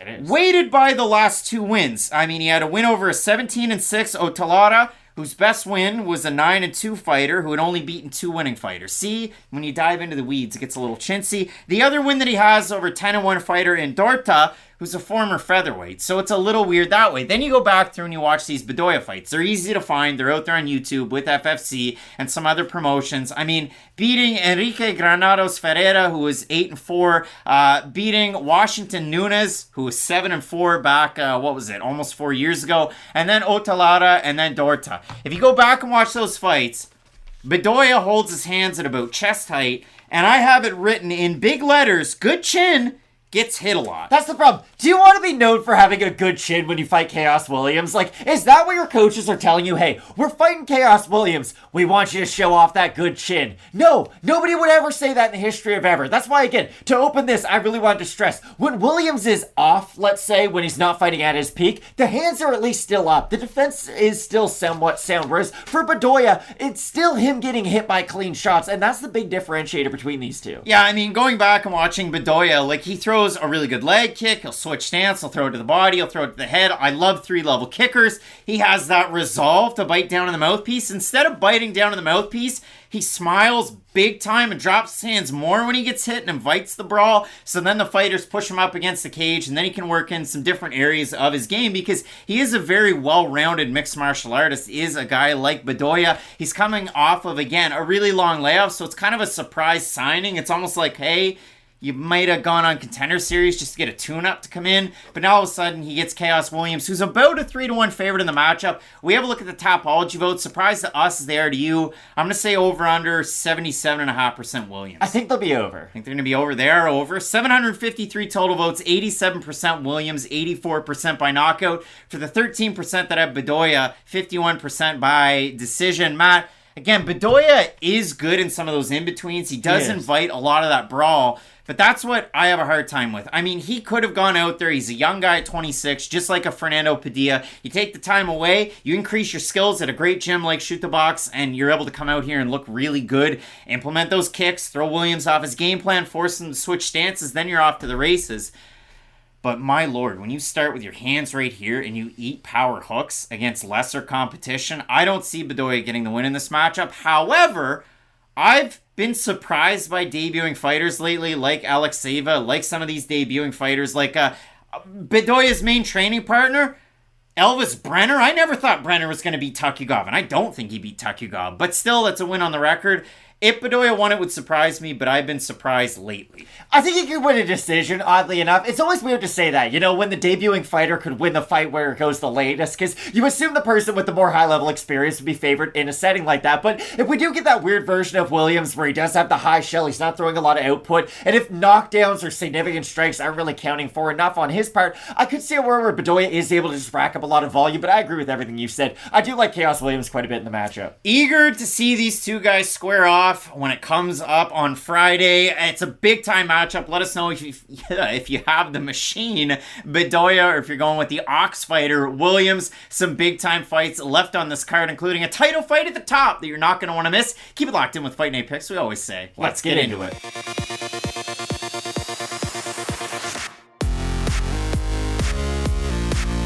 Light heavyweights looking to make it into the rankings. Kennedy Nzechukwu looking to make it 3 wins in a row. He's going to be taking on 15-fight UFC vet, the former RFA champ, Devin Brown Bear Clark. Isn't it wild that he's got to 15 fights? Like, to me, it only feels like Devin Clark's been around for like a year and a half. The guy, yeah, he fights every single weekend. And when you do look at it, I mean, this is really weird. And I think a lot of honesty goes a long way in a fight like this. And Fight Night Picks fans hate this, but I'm going to do it nonetheless. It's really easy to preview both of these guys. It's really hard to predict both of these guys. And I'll go off of my own analysis. We've had pretty well the same picks for Devin Clark. You've had a better gauge, I guess, pick-wise on Kennedy Nzechukwu, but I feel like the previews have been there. So I'm going to say this. With Devin Clark, when he's fought, from Daquan Townsend on, I pick Clark, Menefield, Smith, Clark, and Jung. I'm 3-4 in picking Devin Clark fights from Townsend on. Picking Kennedy and Nzechukwu fights, I had Alberg, Marquez, Jung, Nikolai, Nzechukwu, Kutselaba. I'm 3-3 picking Kennedy fights. So I'm at below 500 by one fight, picking both of these guys. But here's what I can tell you about their fighting styles. Kennedy and Nzechukwu's gotten Better takedown defense slightly as his UFC career has progressed, but he's gained more confidence in his own fighting skills. And from Kennedy fighting his first time on Dana White's Contender Series to now, there are some things that have gotten better. Saud yells at him. He does. Every single Gets time. after him. And tells him to get into the fights. And even if you look at it for Kennedy in this recent string, Iwan Kutsalaba, between round 1 and round 2, the quotable that he had in that one was, you felt his strength, you lost that round, and then you got to go back in there. And it was odd, I found, because Saif, between round 1 and round 2, after Kutsalaba was trying to take him down and land all his big power shots, Saif said, you can land your own takedowns. You can go out there and do that if you want to, or if you're going to have strength, make him feel your power. I found that surprising because against alleged bad guy, Carl Robertson, Kennedy was the one that went out there and initiated all the takedowns and had tons of success with his grappling. So in a fight against Kutsalaba, it wasn't necessarily his takedowns that found him the success. It was just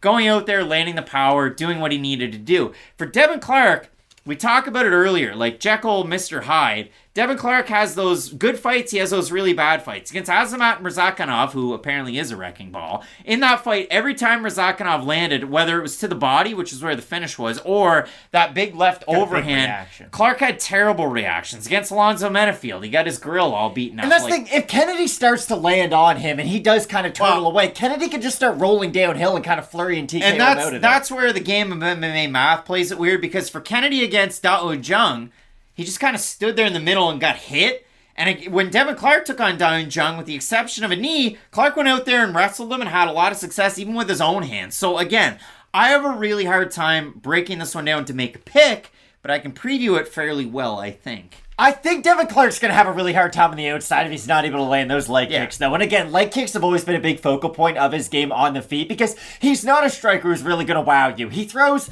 good boxing combinations. There's a big reset to them. He doesn't have like one-of-one power. He's a powerful striker, don't get me wrong. It's a non-committal 1-2 where he kind of ducks out. Exactly. It's just, there's a lot to be desired on the feet. And if Kennedy is really flowing with his combinations, I think he is in a different class of a striker than a fighter like Devin Clark. So for Clark, he's really going to have to use those leg kicks to get Kennedy out of his game, because even if Kennedy's not throwing a lot of strikes offensively, he still moves well on the feet for a guy who's 6'5". Like, he is huge for the weight class. I cannot stress this enough. But Matt, have we checked him with the tape measure to see if he's really 6'5"? No, we have not. But again, just looking at the man, he is a tall and large individual. And again, when he is the one flowing, and that is the key, when he's the confident guy in there, using his skills to the best of his abilities, he carries his power late, he does have pretty good output when he's throwing his combinations, and he throws with good accuracy. That is the one thing about him. Once he is starting to flow downhill, he's not going to miss a lot of shots and waste a lot of movement. That's what I worry about with Devin Clark. If he starts to eat those initial couple shots, if Kennedy sees a guy starting to move away from him, that's just going to help him gain more confidence and let him get more into the fight. So it does really come down to, how is Devin Clark going to absorb that punishment? Is he going to answer with takedown attempts? Is he going to answer with his own strikes? Because if he is answering with takedown attempts, I think he could have some success just by getting his head out of danger, and maybe he can complete some of those takedown attempts. I just don't know if Devin Clark's going to be able to have a lot of success in the feet in this match. And we know Devin Clark's lineage as a collegiate wrestler. Exactly. And we also know the fact that Kennedy Nzechukwu actually has 80% takedown defense so far in his UFC career. Long, wide base, keeps guys off, gets the underhook, backs out of the way. And we remember the fight that he had against Danilo Marques, where he had to rally back. Danilo Marques beat Yorgan de Castro at heavyweight on a few days' notice with PFL.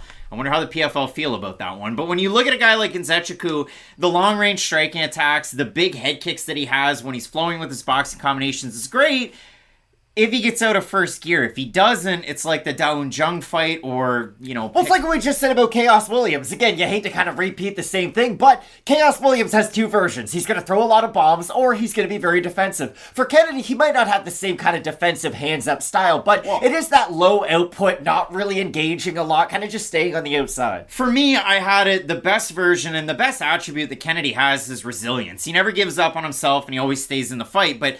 You know, you look at the fights that he has. I'd say best version is against Kutsalaba. Doesn't get worried, weathers a storm, second round goes out, gets a finish, gets a performance bonus. He got a performance bonus against Marquez, threatening off of the back, doesn't get submitted. And that was the weird main event against Kutsalaba, right? Where it got, like, moved up on the last second's notice. That was just a weird... Kennedy and Nzechukwu coming off a 3-round main event. When the lights shine brightest, Kennedy shows up. And then he also had the fight of the night against Carlos Alberg, where resilience after the first round almost got finished on the feet, and then he rallies in the second. If you look at it for Clark, I had best version. I said either the William Knight fight at heavyweight. The Rakic fight. or the fight that he had against the Quan Townsend where he just absolutely dominated both those guys. But that's the thing. For Clark, he beats guys that aren't in the rankings, and he loses the guys that end up in the rankings. So it really is tough with Devin Clark when you look through it. The odds at open, Kennedy and Nzechukwu, plus 115. It reset really quick to minus 210. And if you look at it for Clark, on the flip side, open minus 135, plus 165. That quick reset, so it could have been the way that it is now as it was, if that makes any sense. When you look at the Topology votes, Matt, as I speak in riddles and rhymes, I'm going to say over under 70% Kennedy and Nzechukwu. I think it'll be over. It's going to be over. It's over. 721 total votes, 83% Kennedy, 82% by knockout. For the 17% that have Clark, 80% by decision. Matt, Kennedy just beat Ion Kutsalaba, who has some skills that are similar to a Devin Clark. Therefore, he wins? I think so. You think so?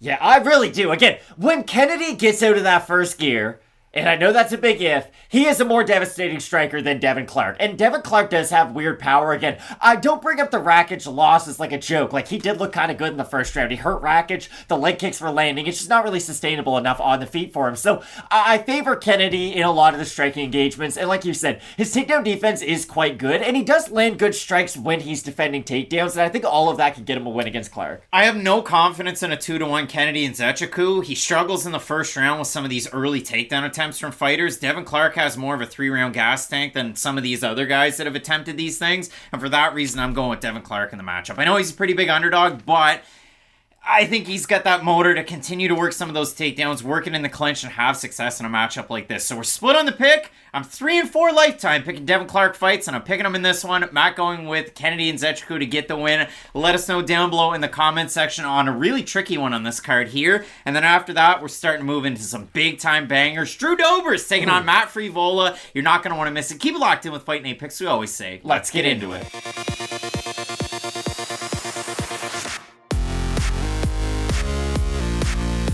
3-fight win streaks are on the line coming up this weekend at lightweight. Drew Dober is going to be taking on the steamroller Matt Frevola, our 2022 Fight Night Picks Most Improved Fighter of the Year. And for Matt Frevola, it was the year of the boxing and the knockout for him. He knocked down Renato Valdez so many times you couldn't even count it. Wild. His last time out against former Potato Gate member, we're talking Otman Zaitsar. He also knocked him out with the hand. So for Matt Frevola, a big time change from the former wrestler that was to the now noted boxer that is Frevola. And I have it later on in my notes, but I'll let the cat out of the bag right now. If Matt Frevola takes a Curtis Blades approach to this fight and decides to box with Drew Dober, well, the two-time junior national Muay Thai champion Drew Dober is probably going to have a lot of success in it. But if Matt Frevola looks at this fight a little bit like a Terrence McKinney, who was able to drop Drew Dober, and also has a wrestling background, we could see a little bit of a different fight. So when I look at a matchup like this, Matt, I mean, Drew Dober, 26-11 with a no contest. He's been in the UFC for a very long time. He has 3 Fight of the Nights and 3 Performance of the Night bonuses to his name.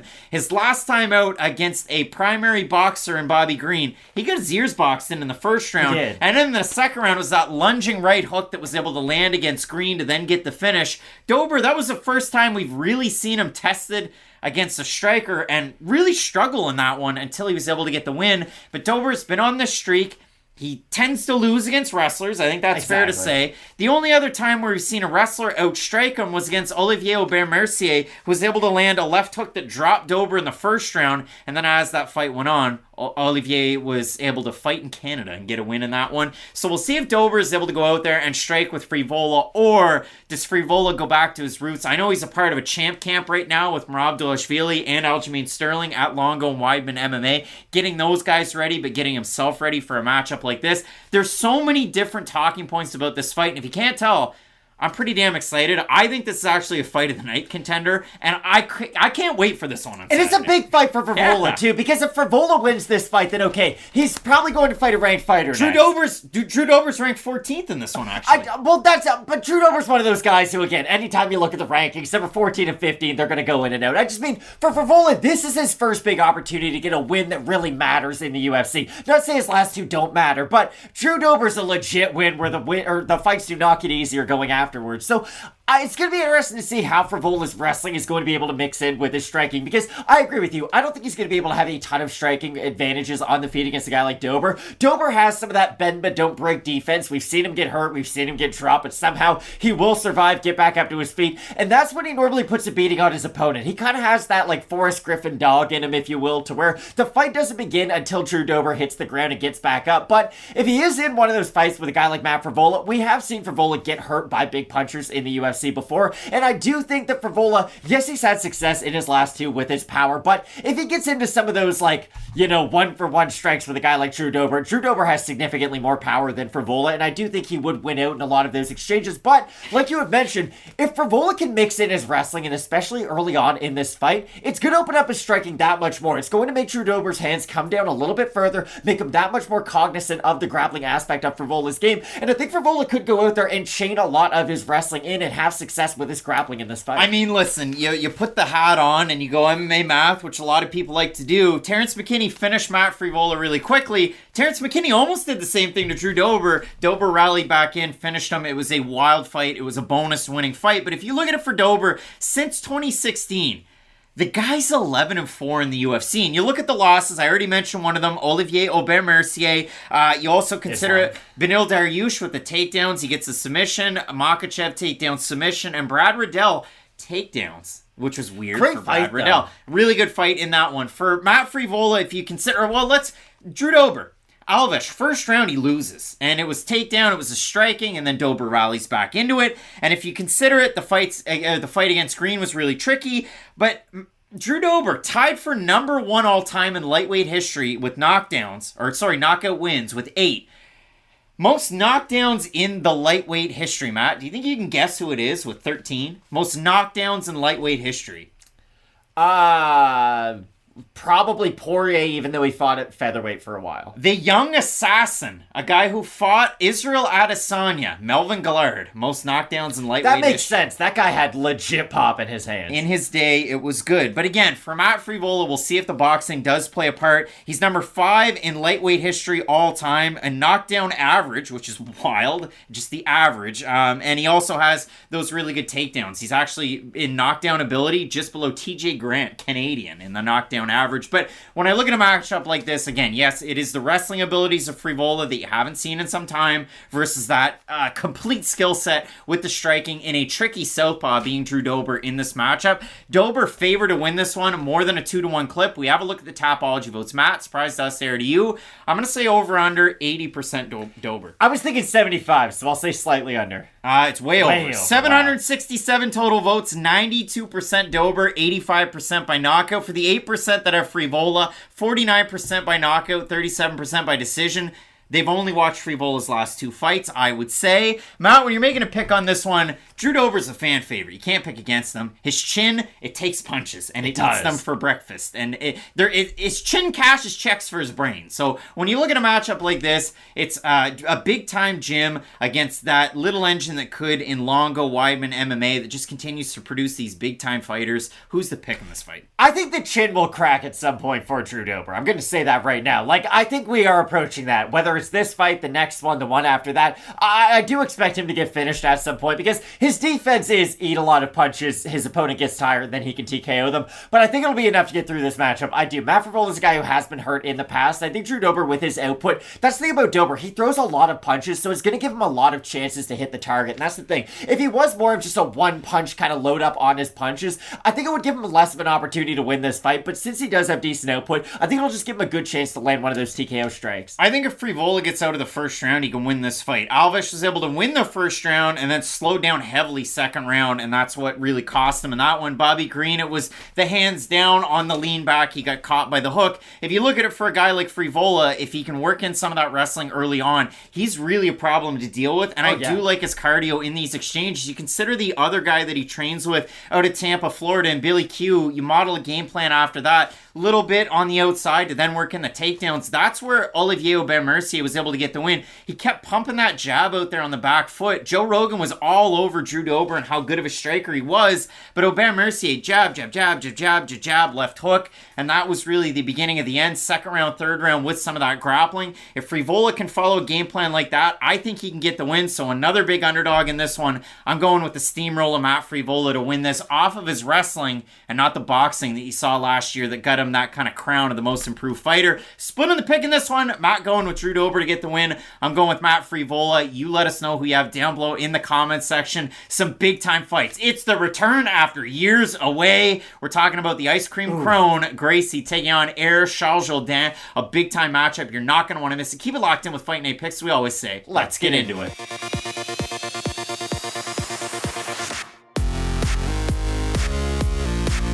After 4 years since his last win and 1,302 days since his last fight, we have the return of a grappling ace. I'm talking about the former ADCC champ, Kron Gracie. And look at that. I mean, a return in a clash of styles against Bedoya, Quebec, Canada's own. Everybody loves it. Charles Jourdain. And Matt, when we talk about Jourdain, I mean, this is a guy there. And I've got the Quebecer right there on the shoe in GSP. You look at a guy like Charles Jourdain. We said this earlier. Zhalgas Zhumagulov's on the card. Bad record. Good fighter. Charles Jourdain is the best 13-6-1 fighter that you know. And when you look at him, he is a walking fight of the night. Even in some of these losses, he's going out there on his shield, striking to the nth degree, but he can struggle in some of the grappling exchanges. We saw him against Lando Venata, where it was the takedown attempt, the guillotine submission early on in that one. That was great, but in others, he's held down and he can't really get out and squirm out of those positions like he likes to do.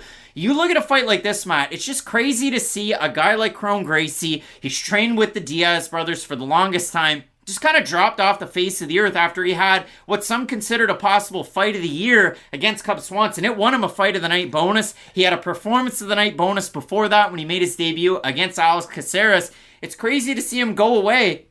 And I'm eager to see what he's found because I know he found Montana. He moved his jiu-jitsu gym from California to Montana. I watched Longmire. Hey, Montana looks beautiful, I must say. Yeah, but the craziest part about it is you haven't watched the biggest show. I don't get... If you bring up...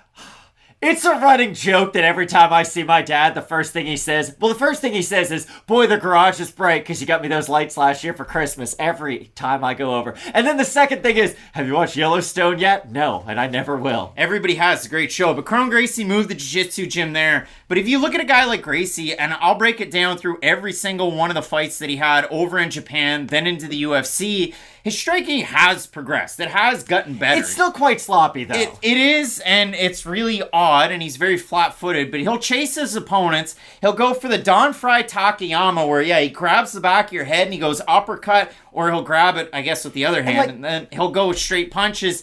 But I'm telling you, I counted 4 different times in his fights that he pulled guard and was successful with that to get the takedown. 2 other times where he was able to lock his hands, get to the back, and then just pull dead weight and get takedowns.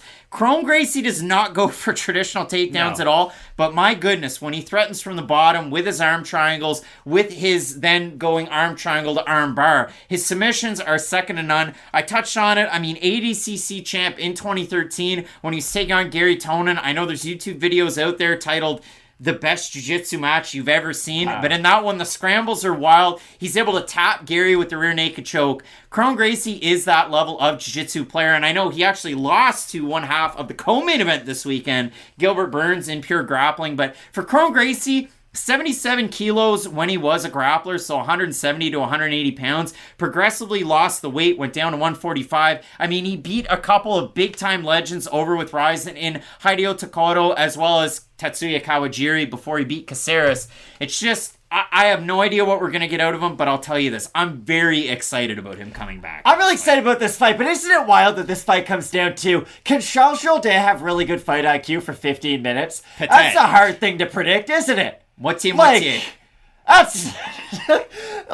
Yeah, Charles Jourdain, if he does rely on his striking, use his distance management, use the body attacks, he's going to make Kron Gracie tired. He's a far better striker on the outside. He has way more pop on the end of his strikes. Like, he has all the skills to win this fight quite easily, but let's say he does get tired because he is punching himself out. He's overcommitting on some of these strikes. Remember when Gavin Tucker fought Rick Glenn, whatever the heck he goes by now? My point is, Gavin Tucker overcommitted on all of his strikes. He got really tired really fast because he wanted to impress the crowd. There's a way too deep fun fact about that fight. But that's what Charles Jourdain could do if he's almost having too much success early. That's the thing about Cub Swanson. I know he's had more knockouts lately, but Cub Swanson, we talk about his striking a lot, but he's not really a one-punch knockout guy, right? He relies on a lot of volume, a lot of accumulation, and that's what got him the win over a guy like Kron Gracie, because Gracie was charging forward, trying to get into the clinch, using a lot of those weird uppercuts and a lot of volume in that capacity, but it was a weird fight of the night, right? Because Cub Swanson beat the brakes off him for all of that fight. So for Gracie, I think he does have all the skills to win this fight by some kind of wild submission, because he does have a depth of knowledge in jiu-jitsu that, honestly, Jourdain's coach probably doesn't even have. That's how good of a grappler a guy like Kron Gracie is. I just worry about the rest of his game outside of grappling, because if he did have that wrestling component of his game that he could use as a transition between his striking and his grappling, then we're really off to the races and he could be that kind of exciting grappler we once sold the bill of goods on. I think Charles Jourdain is the much more well-rounded grappler. It's just, can he avoid that one big trapdoor? Dumbest thing you've ever said in your life. You think Charles Jourdain is a more well-rounded grappler than Kron Gracie? Sorry, no, I didn't mean to say grappler, that's my bad. He's the more well-rounded fighter is what I meant to say, not grappler, that is my bad. He's the more well-rounded fighter, because I think he has the footwork to stay on the outside and avoid all of the grappling of a guy like Gracie. I'm happy you called me out, that's not what I meant to say at all. You wild. Matt, again, going back through and watching the Gracie fights, again, against Takaro, it's the epitome of... That's a 10-minute first round, brother. And in that one, it's the body lock and then the body weight takedown that he's able to get. But I think the most interesting fight that parallels this one, not necessarily Cub Swanson, who's great from the outside. He can switch stances, but Charles Jourdain, you know him for, if he's southpaw, it's body kick, it's head kick. If it's orthodox, it's leg kick, and it's his boxing. And that's the other thing. With Jourdain, he overcommits in some of his swings to where, what did Alex Caceres do? Long on the outside, butt to the back, overcommitted with two of his hooks. Gracie went under it, got the double underhook. He was able to get it over to the cage. Then he hooked his arms, went with that bodyweight takedown. He ended up getting the submission out of that one. He couldn't do that against Cub Swanson, but against Tatsuya Kawajiri, I have 50-50 striking, dirty boxing. Kawajiri looked really good on the outside with his kicks, with his own uppercuts and his hooks. But then all of a sudden, Kawajiri, after 50 pro fights, he got tuckered out really quick, and Gracie was able to pull away with some of those 50-50 Don Fry boxing exchanges. And I worry about how much that pressure is going to wear on a guy like Jourdain, because Jourdain is really good at range, but he does have a fine Goldilocks zone. Like, he is not a phenomenal striker up close. It doesn't give him the range to land the power. It doesn't give him the opportunity to use the kicks. So for Jourdain, I do worry about, hey, if the pressure starts to get to him, the third round of this fight might be a little bit dull. It could just be Gracie going for the clinch, just going for a lot of takedown attempts and not really being able to get them, because I do think this fight more than anything comes down to Jourdain's ability to manage his own cardio and distance. 48% takedown defense in the UFC for Charles Jourdain. We saw him struggle against Desmond Green in his UFC debut up at lightweight, but if you look at it over on his Instagram, training with former, boxing star, I guess, Ian McKillop over in LaSalle at Donnybrook Boxing, a great gym name. But he's working that boxing. Now, he's one of those guys that's a little coy on his Instagram, so maybe he's posting all these boxing pictures because he's just working his jiu-jitsu. But if you look at it there, Ian McKillop's definitely a great coach to learn from. So you like to see that out of the Montreal area for Charles Jourdain. Matt, everybody loves it when we go with the French pronunciation. They can't believe it, quand on parle en français. But when you look at a guy like Jourdain, about a 2-1 favorite in the matchup. Kron Gracie is the underdog after so long away. I went back and did the deep cut. The last time Kron Gracie fought, the number one song in the world was Truth Hurts by Lizzo, and the number one movie was the remake of Maleficent. I've heard one, I haven't seen the other. We have a look at the Tapology vote. Surprise to us as they are to you. I'm going to say over-under. I think it's actually going to be close. I'm going to say over-under 65% Jourdain. I think it'll be under. It's going to be under. Slightly over. 752 total votes. 69% Charles Jourdain. 33% by decision. 60% by knockout. For the 31% that have Gracie. 79% by submission. I think this one's a really tough one to call, and I picked a lot of underdogs so far in this card, but again, I have a hard time on this one. I do have a hard time with this fight, because that's the thing about a guy like Kron Gracie. When you are that specialist, there are a lot of holes in your game, but if you get the fight to your specialty, you're going to be able to beat pretty much anybody in the world at it. That's the thing. If Gracie fights like Max Holloway's kind of wild to think about, but if he gets Max Holloway to the ground, he could probably choke him out too. That's how good Kron Gracie is on the mat. He's going to be the better grappler than pretty much anybody he's in the octagon with. So for that reason, he is a very tempting pick, but I think he's going to eat a lot of power shots on the outside. And the thing is, could Kron Gracie get a submission win? Yes, he could. But I think Jourdain could get a TKO win, and I think Jourdain could get a decision win too. The pressure, I do worry about it getting to him. That's why I brought it up quite a bit. It is going to rely a lot on his footwork and ability to evade some of those crashing forward abilities that Kron Gracie has. But I am going to pick Charles Jourdain. Jourdain outstruck Shane Burgos and had a case to beating him, but Burgos out-wrestled him in a majority decision. And then against Nathaniel Wood's a good striker on the outside. He took Charles Jourdain over and over and over again. I'm going to go with Charles Jourdain in the matchup, but again, I'm 50-50 on this one, and if strong gust to win could have me going the other way on Saturday with question mark kicks 2 hours before the prelims, but I really am split on this one. I think that Jourdain can evade and get out of the way, because those takedown attempts from Gracie are so unorthodox, but that could also play into Gracie's hand. And if he can box himself into a clinch situation, Gracie could really take over in a fight like this. So both of us going with Quebec's heir, Charles Jourdain, to get the win. Let us know down below in the comments section who you have. That rewatch of the fight tape on Kron Gracie is very unorthodox, but it's a lot of fun to do. Some big time matchups left on this card, including former champ Jessica Andrade taking on Yan Xiaonan. A great fight there. You're going to want to keep it locked in with Fight Night Picks. We always say, let's get into it.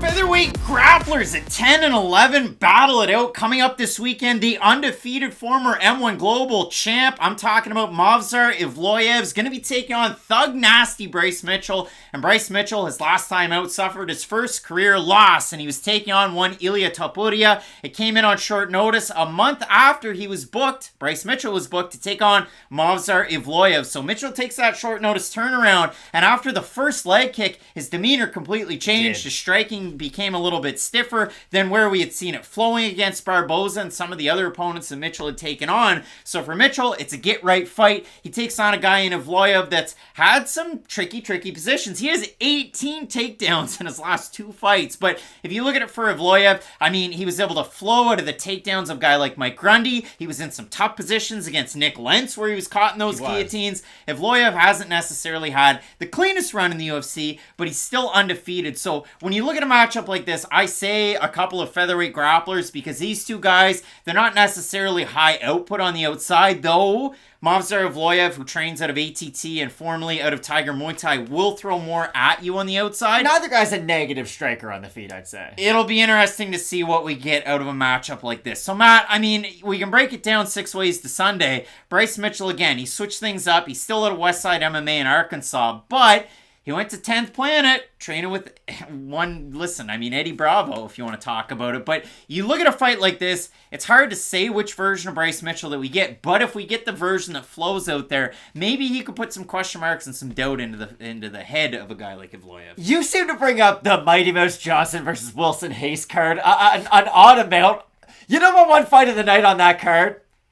Tim Elliott versus Louis Smolka. And that was a fun fight that had a lot of scrambles in it. It's one of the rare kind of grapple-heavy fight of the nights that they gave out. But I kind of see a lot of similarities between that fight and this fight. I do think this could be one of those really entertaining grapple-first type of matchups in the featherweight division because Movsar Evloev, he is a basic striker on the outside. Like, he's not doing stuff like a Yair Rodriguez, but he is a technical striker who's very accurate. And I could see that opening up a lot of things throughout his game, especially in this matchup, because Bryce Mitchell does crash forward a lot with his striking. Again, I know I say neither guy is a negative striker. I don't think Bryce Mitchell's some great striker. I think the threat of the takedown and his grappling opens up his striking quite a bit. But if you drop Edson Barbosa on the feet, I can't call you a bad striker. And it was a 1-2. Exactly. So that's what I mean for Mitchell.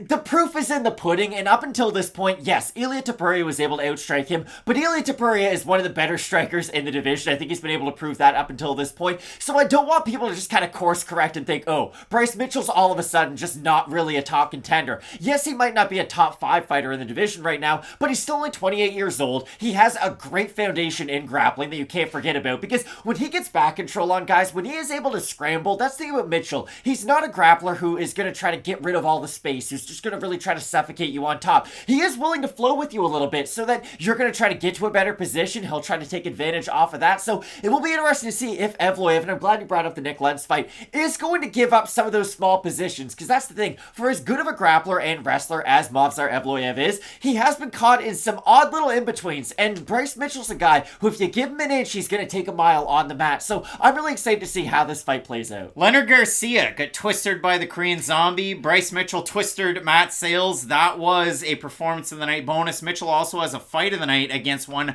Bobby Moffitt. So a pretty big one there for Bryce Mitchell. But if you look at it for Mitchell, he is a net positive striker. But again, after the sample size, he had 7 fights in the UFC, 2.48 strikes landed per minute to 1.71 absorbed. So that's actually near or around a featherweight record all time. He doesn't get hit very often, but he also doesn't throw a ton of output. It's definitely gotten better, but it's not superb output. He really does get it done with his takedowns. And he's a guy that doesn't really tend to get caught, even when he puts his arms out there for those really long range takedown attempts. He was on The Ultimate Fighter, wasn't able to get it done against Brad Katona, but he beat Tyler Diamond in the finals, and then it was off to the races for him. If you look at it for Evloev, when you talk about grappling, he's a master of sport in Greco-Roman wrestling, and you saw a guy in that discipline in the main event last weekend get it done, once Sergey Pavlovich, that Greco-Roman wrestling. But when you look at it for a guy like Evloev, if you're just talking pure numbers, 4.36 to 2.79 given to absorbed, it's a much more positive differential, but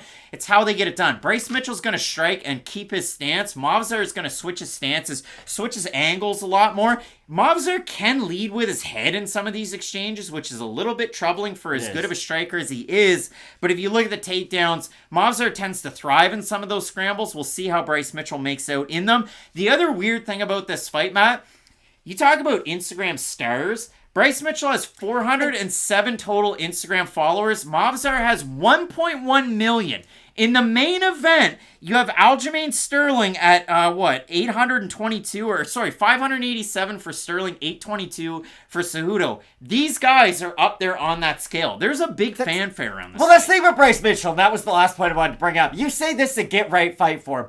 I couldn't imagine what his agent had to say to get him to... He already signed on the dotted line in November. But my thing is, for Bryce Mitchell, you're a big name in the division, right? You're coming off a loss. Most guys kind of get a reset, right? You don't get Movsar Evloev, who is a very difficult matchup. That's all I'm trying to say. So for Mitchell, he is a big name. He is a very skilled fighter. He's a guy who's really out there and very outspoken. So I think this is a great matchup for both guys. It is kind of wild for Bryce Mitchell, the fact that most guys of his caliber, okay, you're coming off a loss. We're going to get you right back in there. This is Movsar Evloev, though, and this should be a very tough fight. Well, we're going to find out for Bryce Mitchell. It's kind of like Songs from the Big Chair. Matt didn't know that I had this record, but I'm a big fan of it. The Tears for Fears album, and you don't know where I'm going to go with this one. I mean, everybody wants to rule the world, and you can find out if Bryce Mitchell is broken, but for me, it's going to be something stops me and I'm head over heels. We're going to find out if he's over his skis a little bit in a matchup like this against a guy that's undefeated in Movsar Evloev, who is a big favorite in the matchup. We throw it on over to the Topology votes. Surprise to us as they are to you. I'm going to say over under 72.5% Evloev. Slightly under. Because he's a big favorite. It's over. So 659 total votes, 80% Evloev, 85% by decision. For the 20% that have Mitchell, 59% by decision, 28% by submission. And I mentioned to kick off the video, Evloev 18 takedowns in his last 2 fights over Dan Ige and Akeem Dawodu. And it's a little bit easier to do it over a Muay Thai guy like Dawodu. It's not as easy to do it against a guy who can thrive in some of those scrambles like a Dan Ige. So kudos and credit where it's due for Evloev. You go back through, we talked about the Nick Lentz fight, the Grundy fight. Enrique Barzola's a big win because Barzola's been able to go over there and wrestle everybody over with Bellator. So that's huge for Evloev. We'll see if he can do it against a guy like Bryce Mitchell here this weekend, I guess. Or if Mitchell's able to get right. That is the question. So for me, I do have Movsar Evloev in the matchup. I do like his steadiness on the feet, and I think that's what it's going to come down to, because I can't sit here in good faith and say, oh, Evloev is going to convincingly out-grapple Mitchell, or Mitchell's going to convincingly out-grapple Evloev. I think they are going to have a lot of 50-50 exchanges. I think we will see quite a few scrambles from both guys. So for that reason, I think it's hard to predict what's going to happen on the mat between these two guys, but I do think Movsar from the outside is going to offer Bryce Mitchell a little bit of trouble, and it might make Mitchell start to shoot from the outside a little bit further. And if that's starts to happen, it'll just help Evloev be a little bit more advantageous in some of those scrambles. So I don't love where the odds are because Evloev is a decent favorite, but I do like him in the matchup. I'm going with Evloev as well. And I mean, with Bryce Mitchell's last time out, it was that one leg kick from Ilia Topuria that was able to kind of throw off the game plan. After that, when he dropped down, he got back up, but the striking became a little bit more tentative. Evloev doesn't really throw the power like a guy like Topuria does, but he throws a different variety. So I do like Evloev in the matchup, but this is a really close fight, and I'm really eager to hear from the fans out there in the comment section on this one. Make sure you let us know who you have. Some big-time fights left on this card, 3 to be exact. You're going to want to keep it locked in with Fight Night Picks. We always say, let's get into it.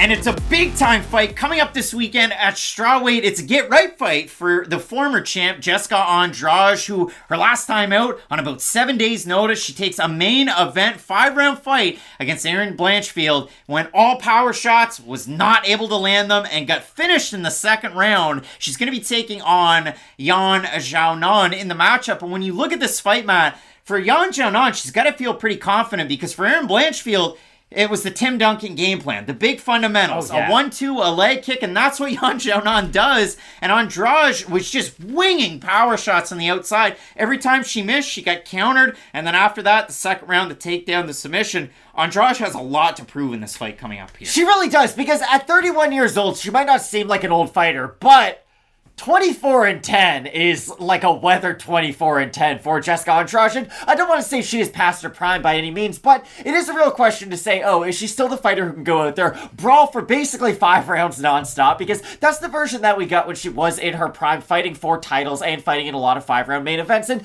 I do think that there is a real question to say, hey, how much did the short notice factor really play a factor in her last fight against Erin Blanchfield? Because she didn't look great in the fight, but to be fair, that is the version we get from her no matter what. I just think it's fair to question whether or not her cardio would have been better. Well, and that was, that was less than a month removed from her fight with Lauren Murphy, where she just went scorched earth in that one. And exactly, she had looked really good in the Murphy matchup, had her cardio really held up in that matchup as well. People were calling for that fight to be stopped after the second round. But like you said, this is a fight between two complete opposites. Jessica Andrade is 100% athleticism, the pedal all the way down to the floor, and that's what you're going to get. She is going to win and lose based off that exact game plan. Now, I do think her wrestling is a little bit overshadowed by her knockout power, because her wrestling it's a little bit slam heavy, and again, if the cardio is a question mark at this stage of her career, maybe those slams are going to tire her out that much quicker. But when she is able to implement that wrestling into her game plan, I look back at the Tisha Torres fight. She picked Tisha Torres up over her head and slammed her down about 7 times in a 15-minute matchup, and if we get that version of Jessica Andrade, if it's still locked in there somewheres,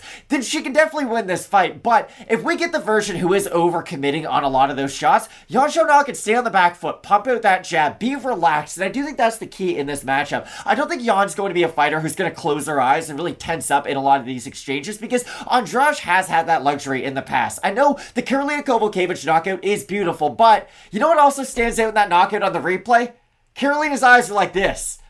It's easier to knock out somebody whose eyes are closed than someone who can use their feet, shuffle, and evade some of those strikes. And there's some fighters that are on this card that we're going to talk about that they don't blink. They just keep wide open. They watch everything. They see it flowing, and they don't take that split second off like a catcher trying to catch a foul tip. They're there to see that ball. So when you look at it for somebody like Yan Xiaonan, I say big fundamental. And again, that Andrade fight against Murphy, defended all 15 takedown attempts, 231 significant strikes. It was insane. 2 30-25s and 1 30-26. But with Yan Xiaonan, I picked her in all of these fights. I picked her to beat Carla Esparza, where she got brutalized with the takedown. She built herself back up. She loses a split decision to Marina Rodriguez, where, again, when you rewatch that fight, and I still have it, first round Rodriguez, round 2, round 3, Jan's backing her up. She's mixing her martial arts. She gets the win, in my opinion, but she loses that fight. Her last time out, though, she's a pretty big underdog in a main event slot, taking on Mackenzie Dern. And if you do consider it, that 5th round, maybe that's a 10-8 for Dern. A lot of control. But other than that, I had it 3 rounds to 2 for Yan Xiaonan, and it was round, 1, 3, and 4 that I had Xiaonan winning, because that striking on the outside, the 1-2, the leg kick, it's all big fundamentals, good takedown defense, training out of Team Alpha Male. You saw that last weekend in the main event, Song Yadong, and you hate to make the parallels, but they're both from China, and they both train at that gym. and they're both in lower weight classes. But when you look at it for somebody like Jessica Andrade coming into this fight, and Matt, again, another record you didn't know that I had that happens to feature Cage. It's not like I looked through them. Cage imprints on the back. I'm talking first defense. Corey Hart, the Canadian. You know the big song, Sunglasses at Night. That's the first song on that record. But for me, it's The World is Fire. Jessica Andrade has got to go out there like the world is fire and overwhelm Yan Xiaonan in a matchup like this, because if she doesn't, she's going to get outpointed for 3 rounds.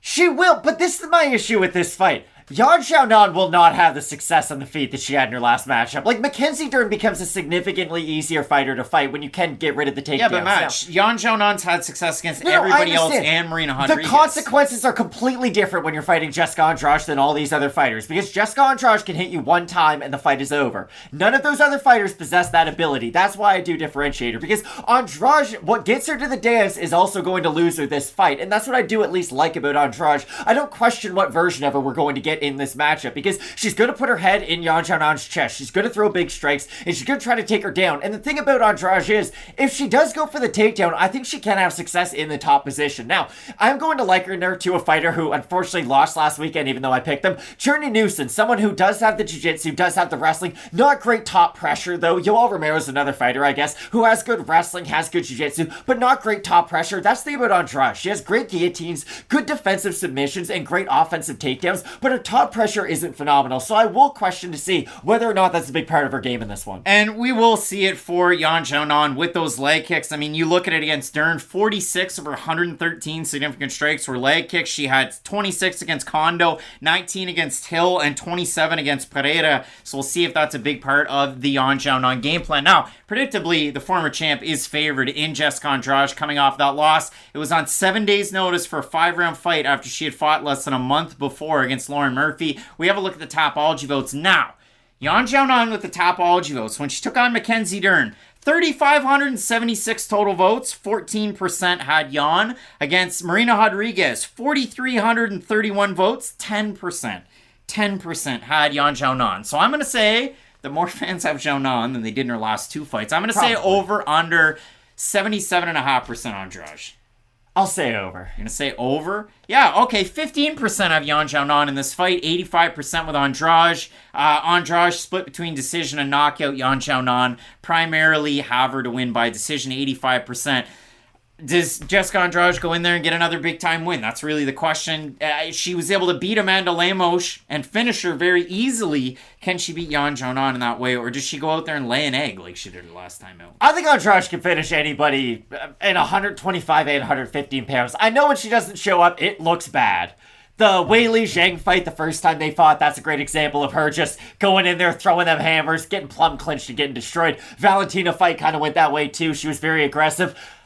I'm going to have Yan Xiaonan in this matchup. I like her consistency, and I think that's key. Again, if Jessica Andrade goes out there and finishes her, that's fine. I'll be the first one to say I'm wrong. But at 31 years old, the age is very deceiving for Andrade, and I worry that the last fight might be a sign of the decline for her. So I'm going to go with Yan Xiaonan to really get the first huge win of her career. Like, if you beat Jessica Andrade, it is off to the races. It's the Jim Miller effect, and I think that's the term we can call it from now on, because when you beat someone like Jim Miller, what happens? Do the fights get easier? No, they get much harder. So I'm going to pick Yan Xiaonan as the underdog. Yan Xiaonan went 2-1 in the UFC's Apex with wins over Claudia Gadelha and,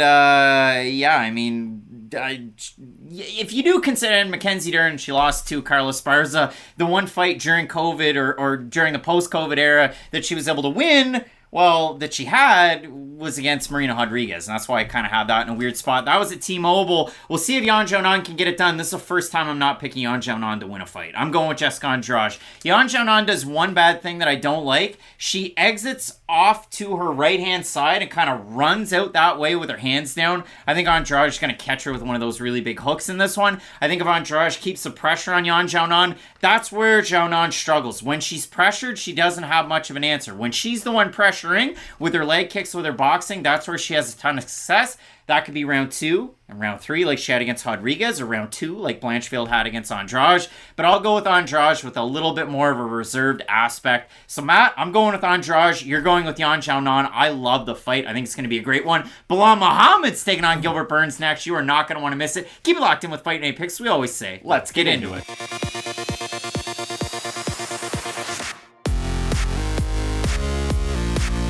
Top welterweight's looking for a title shot on 28 days rest from his last fight in the co-main event of UFC 287. Gilbert Burns coming in over the top rope in an announcement by Dana White. He's going to be taking on, remember the name, Bilal Muhammad, and the announcement was made on April 20th.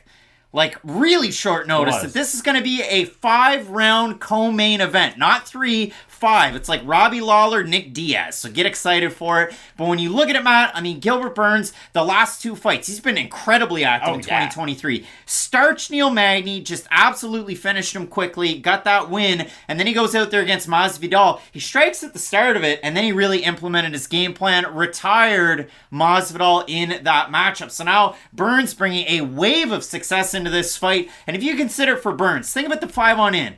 He fights Usman, he doesn't go out there and win the title. Then he goes out there and gets a big win over Wonder Boy, takes him down, rinse and repeat, just like Bilal Muhammad did against awful fight, though. Wonder Boy. It wasn't a great fight. Then he goes out there and has an absolute fight of the year banger against Chimaev, takes a long time off, wins these fights. And if you listen to Muhammad, after he beats Masvidal, Joe Rogan's got him on the mic. His quotable was, and I go, man, I'm the only guy, maybe in the whole UFC that's willing to fight anyone at any time. And I believe it. And you're darn tootin' hair on the man, Gilbert Burns, with the hair and the bandana. He's got it going on. He's taking on Bilal Muhammad. And Matt, people... Like, I couldn't imagine being a police sketch artist and you're describing somebody. He's the man with the hair and the bandana. Oh, that narrows it down to nobody. If you look at it for Bilal Muhammad, I mean, it's a wild win streak. You look at that no contest that he has against Leon Edwards. It is what it is, but 8 wins in a row since 2019 when he lost to Jeff Neal. Bilal Muhammad's kind of reinvented himself, and I know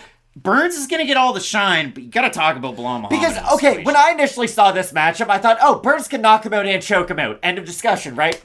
We're done here. But that's the thing about Gilbert Burns. When he has the wrestling advantage in the matchup, he fights like one of the greatest fighters you've ever seen. Because he does have good striking, right? We've all seen how explosive he is. He has a great body kick from his southpaw position. The hooks are a little bit looping, but again, when you have the power that Gilbert Burns possesses, your hooks can loop a little bit. He has really good wrestling for being a guy with his jiu-jitsu base, because what did we talk about? We just talked about with Kron Gracie. He beat Kron Gracie in pure grappling? A lot of people, well, he does have a huge size advantage over him too, to be fair, but a lot of people who do have very high-level jiu-jitsu backgrounds don't necessarily have the wrestling to go along with it, but Gilbert Burns, and Jacare Souza, I guess too, but Gilbert Burns is one of the few who can really go out there and get his own takedown, be it with the double leg or the single leg, and he has good enough cardio to really work for some of those takedowns. But when Burns is at a wrestling disadvantage, it does force him to be that striker. And again, not that he's a bad striker, his striking is very good, but when Gilbert Burns is at his best, it's when he can threaten with the takedown. He likes to go for those almost Yoel-ish kind of grab the leg, kind of threaten the heel hook, or ankle pick, I should say, and then go for the body kick. He is an unorthodox fighter on the outside, but the thing that makes Burns special is those big bursts, right? For being a guy who used to fight at 155, he's a surprisingly good athlete at the welterweight division, but Bilal Muhammad's the opposite of that, right? He's steady. He's going to work behind the jab. He's going to stay in your face, and that's the thing about Bilal Muhammad that's a little bit different than Tyron Woodley, right? Because that was the fight I started thinking about, because Woodley fights like a lower output, more power version of Bilal Muhammad, but Muhammad's going to be in your face. He's going to make you be really uncomfortable with his volume, whereas Woodley at that stage of his career wasn't necessarily fighting in that capacity. So I just think this is a really fun fight for both guys. I just have one question for you.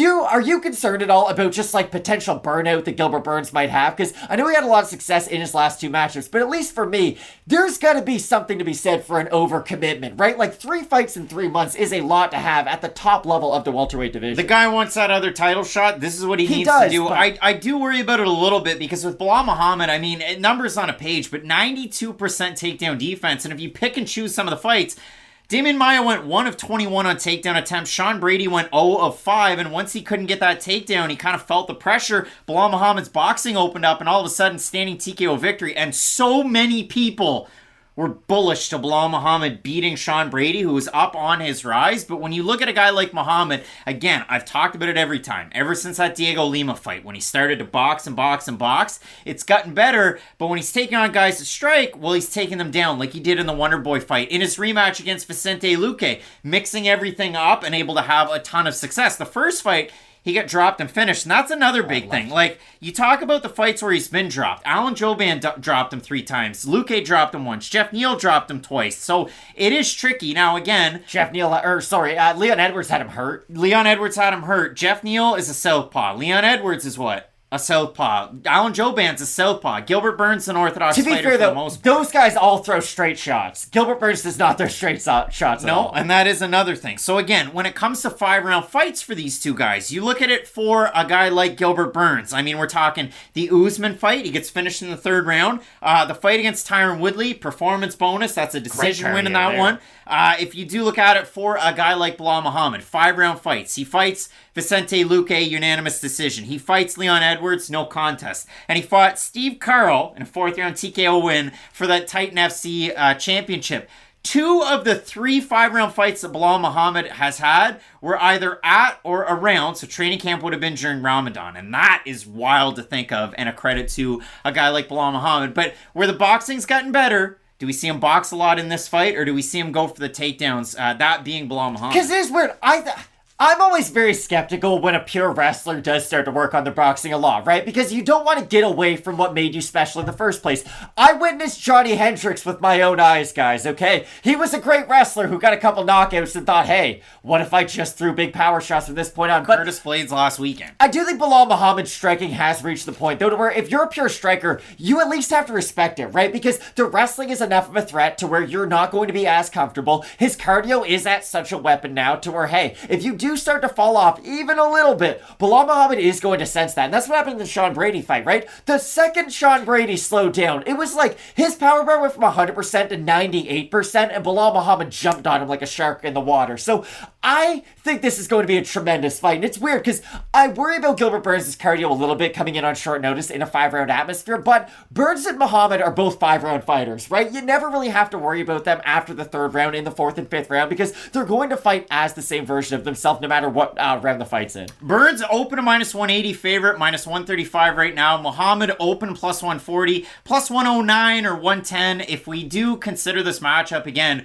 Burns, he just continues with that active schedule. Bilal Muhammad kind of waiting in the wings. Obviously very upset that Colby Covington's getting the next title shot. So it seems. We have a look at the Topology vote. Surprise to us there, to you. I'm going to say over under 70% Burns, even though the odds are closing in apart. I'm going to say under, because I think they will be close to 50. I think it's slightly under. 647 total votes, 64% Burns, 48% by decision, 34% by knockout. For the 36% that have Muhammad, 84% by decision. And again, Muhammad riding that win streak with that no contest to Stephen Thompson there. To Leon Edwards, not Stephen Thompson. He mopped for Stephen Thompson. When it comes to a matchup like this, Matt, it really is tough because numbers on a page, Gilbert Burns, I'd say, is the better striker. Although Muhammad's gotten better, Gilbert's the better striker. Offensive takedown-wise, pretty close. Jiu-Jitsu, Gilbert Burns, because Muhammad's heavy on top, and he just rinses and repeats, and he just drags you into the deep waters, threatens with the ground and pound. He has one submission, and it's against Takashi Sato. Old Gilbert Burns could submit a training partner of Gilbert Burns. But Gilbert Burns could probably submit heavyweights. Like, I'm not even joking. In pure jiu-jitsu, that's how good he is. Like, he is truly a one of one when it comes to ground. And I'm sure he has Vicente Luque in his ear trying to feed him instructions for this one, because they both have trained together at Killcliff and at Cerrado.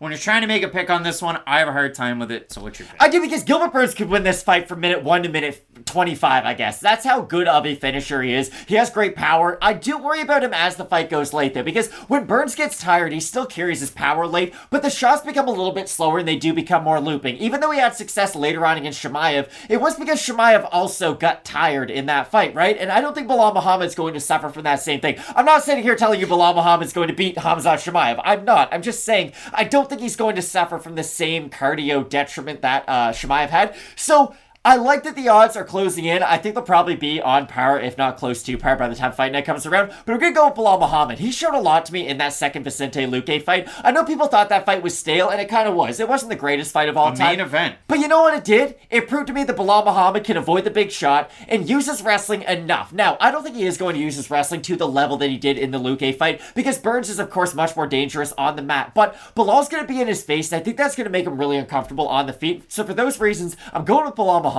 I think Gilbert Burns is going to go out there and strike 6 ways to Sunday and try and put Bilal Muhammad out to get himself over for that title shot, and that could cause him issues in this one. So it's going to come to a surprise. And Matt, if we get this one wrong, we are never going to hear the end of it. I know that's what's going to happen, but you let us know what you have in the comment section. I have Bilal Muhammad in this one. I think the 5-round atmosphere favors him in this fight, and I will go with him in this one. The advancements in the striking, the takedown defense, if he can implement his own game plan, I think Remember the Name's got the win. So both of us going with Bilal Muhammad. Shower us with the boo birds down below in the comment section. The main event is a big-time fight. Henry Cejudo coming off the big, long layoff. He's taking on Aljamain Sterling for the belt. You are not going to want to miss any of it. Keep it locked in with Fight Night Picks, we always say. Let's get into it.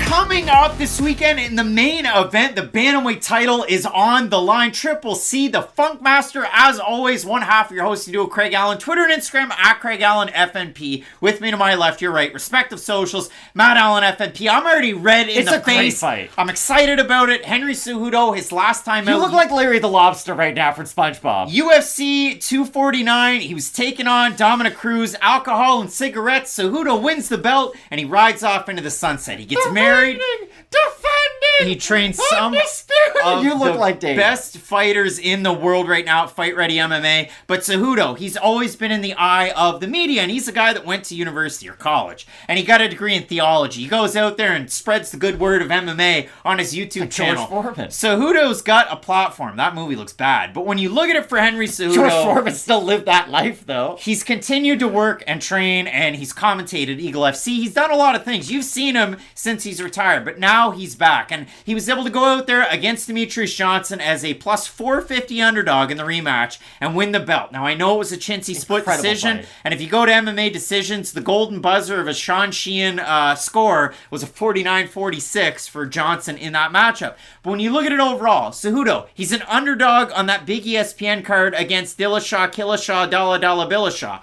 And he knocks him out. And it was just a nice 1-2, dropped Dillashaw, and he finished him. At 125. He goes out there against Marlon Moraes, loses the first round, rallies as that one goes on. And then against Dominic Cruz, he was able to just implement that game plan. So Cejudo solidified his legacy, and now he's coming out here against Sterling. And you want to talk about a guy that continues to gain as these fights go on. You want to talk about a guy that's perennially slept on. Well, both these guys, but Aljamain Sterling has gained so much from the fight against Cejudo that ended in DQ, the fight against Jan that ended in DQ, to then clearly convincingly beating Jan the next time out, and he just continues to gain. I mean, for Sterling, his last time out against Killashaw, Thrillashaw, Dalla Billashaw. I know the shoulder was an issue. Did we learn a lot? I don't think we learned a lot out of either of the Dillashaw fights. Exactly. But Dillashaw retired after the Sterling fight. So now we get this matchup, Matt, between a couple of guys that Cejudo, 2008 Beijing Olympic gold champion in freestyle wrestling. Aljamain Sterling get into wrestling and was a collegiate partner, I guess, or wrestling partner with one John Jones in college. He was a Division III All-American a couple of times over. The wrestling's at the forefront, but the striking game is there to be seen. It definitely is, yeah. And I'm going to touch on it with Cejudo a little bit more, fighting taller opponents. But when you look at this matchup, Matt, I'm really excited to get it. It's going to be weird to see what version of both guys we get. And I mean that as an overwhelming positive, not as in a negative like we say for most other fighters, because Henry Cejudo is a great example of a fighter who was a wrestler. This guy is the perfect MMA fighter now. And perfect might be a bit of a stretch, but you get what I mean. He was a wrestler, and he kind of took the George St. Pierre, I almost said George Foreman formula, but GSP was a karate fighter who became a wrestler. And then he implemented that weird range-finding ability, and he was able to mesh the two together perfectly. Cejudo's the opposite side of that. He was a wrestler, and it's weird. Wrestlers normally become boxers, right? You have to get close. You might as well learn to box. But Cejudo became this really nice karate striker on the outside, and he really showed that off in the Wilson-Hayes fight. That was when we really saw the extent of that ability. We saw it a bit in the Sergio Pettis matchup, but that was a close fight for both guys. He was really able to go out there and put a beating on Wilson, and that showed off that, okay, Henry is now more than what he once was. The wrestling is what was so dominant about him, but he was able to level up his striking enough to where, okay, you don't just respect him as a striker because of the threat of the wrestling, you now have to respect his striking for the sake of striking, and it is kind of wild. I think the 3-fight run that Henry Cejudo has gone on, you might not look at the Moraes win as all that impressive, but at the time, that win was as impressive as they come, because Marlon was knocking everybody down with one punch, and either choking them out or knocking them out 5 seconds later, and for Henry Cejudo to weather the storm that he weathered in that fight, he was getting lit up like you have never seen, getting leg kicked, getting hit to the head. But Henry Cejudo, it is kind of wild. People get caught up in kind of the persona he puts on, right? The king of cringe. But for a guy who's never really gotten a promotional push, I know he's getting the opportunity to fight for belts at 2 different divisions, but what happens most of the time, right? You're a champ at one weight class, you automatically get the fight at the belt the next time up. He had to fight Marlon, who was really in the prime of his career, who put on a great showing, weathered an absolute beating, and then put it on Marlon as that fight went on, and then he got his opportunity to fight for the belt. I just think for Henry, the improvements is what I'm trying to say, that he's been able to show have really been impressive for me. And the thing is, we question time away with a lot of fighters, but you bring it up. We applaud fighters for just being in the corner once or twice in another fighter's corner. Henry Cejudo is a big part of a lot of high-level fighters' game plans and camps at this point, and I do think that's going to play off. I don't think we're going to see a real ring rust version of Henry Cejudo early in this fight. And you see it from Cejudo on his Instagram, training a lot with LFA bantamweight Casey Tanner, but you also see it him with John Jones at Fight Ready, or down in New Mexico, the former teammate of Aljamain Sterling in the wrestling. Lee went to train with him. That's an interesting one. There have been so many people that have gone to Fight Ready. Santino DeFranco, Eddie Cha, Henry Cejudo now kind of on that mantelpiece, really pushing that gym in Arizona. But when you look at it for a guy like Cejudo, he's fought guys in and around the same size as Aljamain Sterling. He fought Ryan Hollins when he was on his way up, who was really tall. He was a minus 900. Cruz is a big guy. He fought Dustin Kimura, who was 5'7" and had a 71-inch reach in that fight. And what did he do? Level change, 1-2, drop Kimura, and then when Kimura was down, Cejudo backed up and gave him the old get back up on your feet. I'm not getting submitted in this one. You're not going to fool me. But when I watched the fights to get ready for this one, it was after Fight Night Song versus Simone. So it was a little bit of a come down from there. I was watching them on the back computer that we have here. This is a little bit of inside baseball. And so after the fights were done, I didn't want to watch anything else, so I put it on AMC. And the movie True Lies was on, that came out in 1994. Have you seen the flick, Matt? I can't say I have. It starred 1997 Razzie Award winner Tom Arnold, and it also featured Arnold Schwarzenegger and Jamie Lee Curtis. And in that fight, or in that movie rather, now I'm conflating the two, I watched it and I went, man, there's way too much action. Like a Henry Cejudo fight that we've seen recently. The guy's gone scorched earth. And in that movie, there's explosions, there's cars blowing up, there's helicopters overhead. At the end of it, Arnold gets into a jet and then lands it in the city next to a car like he's been doing this for his entire life. It was wild to see that. Do it again. And it's wild to see Henry Cejudo doing all of that. And a little bit of a parallel. Tom Arnold features in that movie. He's the star. Not really, but he's the star. Tom Arnold and this UFC card, there's some parallels there. Tom Arnold was a porn director on Sons of Anarchy. If you ever watched that show, I know Matt did. It's a great show. And coming up this weekend, who does the intros for this? Ron Perlman does the intros for the UFC card. So just Ron Perlman. Tom Arnold getting himself into this is my thing about Aljamain Sterling. He is a very good striker, but he reminds me a lot of like a Shakur Stevenson, a Joe Calzaghe, like someone who just throws a lot at you. And yes, it is very effective. Don't get me wrong. He can out-volume guys at the highest level. We saw that in the Pedro Munoz fight, right? He just threw a lot at him and he was able to overwhelm him. Henry Cejudo does have pop at the end of his shots. And I know that's kind of wild to think of. He's a pure wrestler. He used to be a 125er. But when he is able to catch guys moving forward with his great footwork, he can hurt guys. And he doesn't have power like a Marlon who was able to knock out Aljamain. But I wouldn't be surprised to see Henry Cejudo hurt Aljamain Sterling on the feet in this fight. That's that MMA math comp. I mean, Marlon was able to go out there, finish Aljamain Sterling. Cejudo was able to finish Marlon Moraes. So MMA math plays that way. But when you watch a guy like Henry Cejudo against some of the smaller, more grappling-oriented guys, now I say smaller, shorter in stature, guys that are closer to his level, he tends to drop his level a little bit it. He has a wider stance when he's fighting. When he fights the taller, rangier guys, he himself stands straighter up. He has his hands at about chest height, and he marches guys down. And Cejudo, with his footwork, regardless of the stance that he possesses or that he goes for in that given moment, you talk about a guy that can move back and forth, side to side so well. Cejudo's one of the best in the business at doing that. His reactions really stand out to me. Like, Henry Cejudo's like Mr. Miyagi. He could catch a fly with chopsticks out the air. I'm not sure, like, anytime anything happens in the ring, there's never a point where he reacts in a bad way, where he overcommits to stuff. Like, he fights within himself. And that means a lot when you have the skills of a guy like Henry Cejudo. Because let's say he did try to Johnny Hendricks it up, right? Oh, I'm going to go in there and really brawl with guys. Yes, we have seen a more action-heavy version. I'll give you that. But it's not like he's fighting in an unintelligent way, I wouldn't say. And I think that's the really important thing about Henry Cejudo. I think the time off, not that it hurts him, it could hurt him. Listen, he could show up and look flat as a Diet Pepsi that's been left outside all day, but I think he is going to have the pop on the end of his shots. And what I like about his reactions is, if Aljamain does go for takedowns, because I'm assuming at some point Aljamain is going to shoot for a takedown, he is a very good grappler.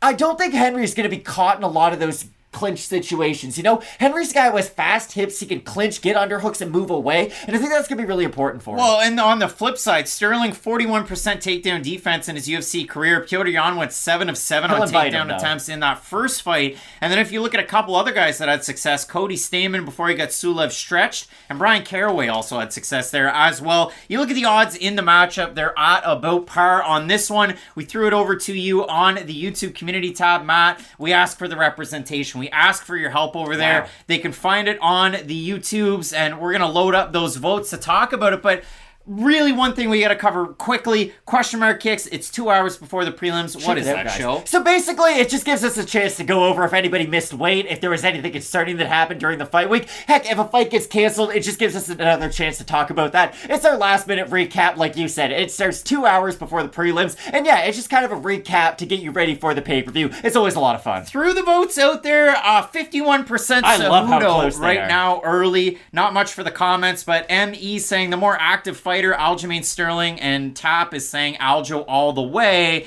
but Cejudo with 51% of that vote share. And again, all of a sudden, Cejudo, underdog against DJ. It was a really close fight. Against Dillashaw, it wasn't. And then after that, he got the respect against Moraes, and then against an older Dominic Cruz, but almost, and it's 3 days short of 3 years away from that Cruz win. He comes back. He's been active. The champ camps, you know exactly what they are. The Triple C, and I put it there for his nickname. I know it was the Messenger before, but his last time out, Bruce announced him as Triple C, so I'm putting it as Triple C. You look at a matchup like this against the Funkmaster in a 5-round atmosphere, what's the pick on this one?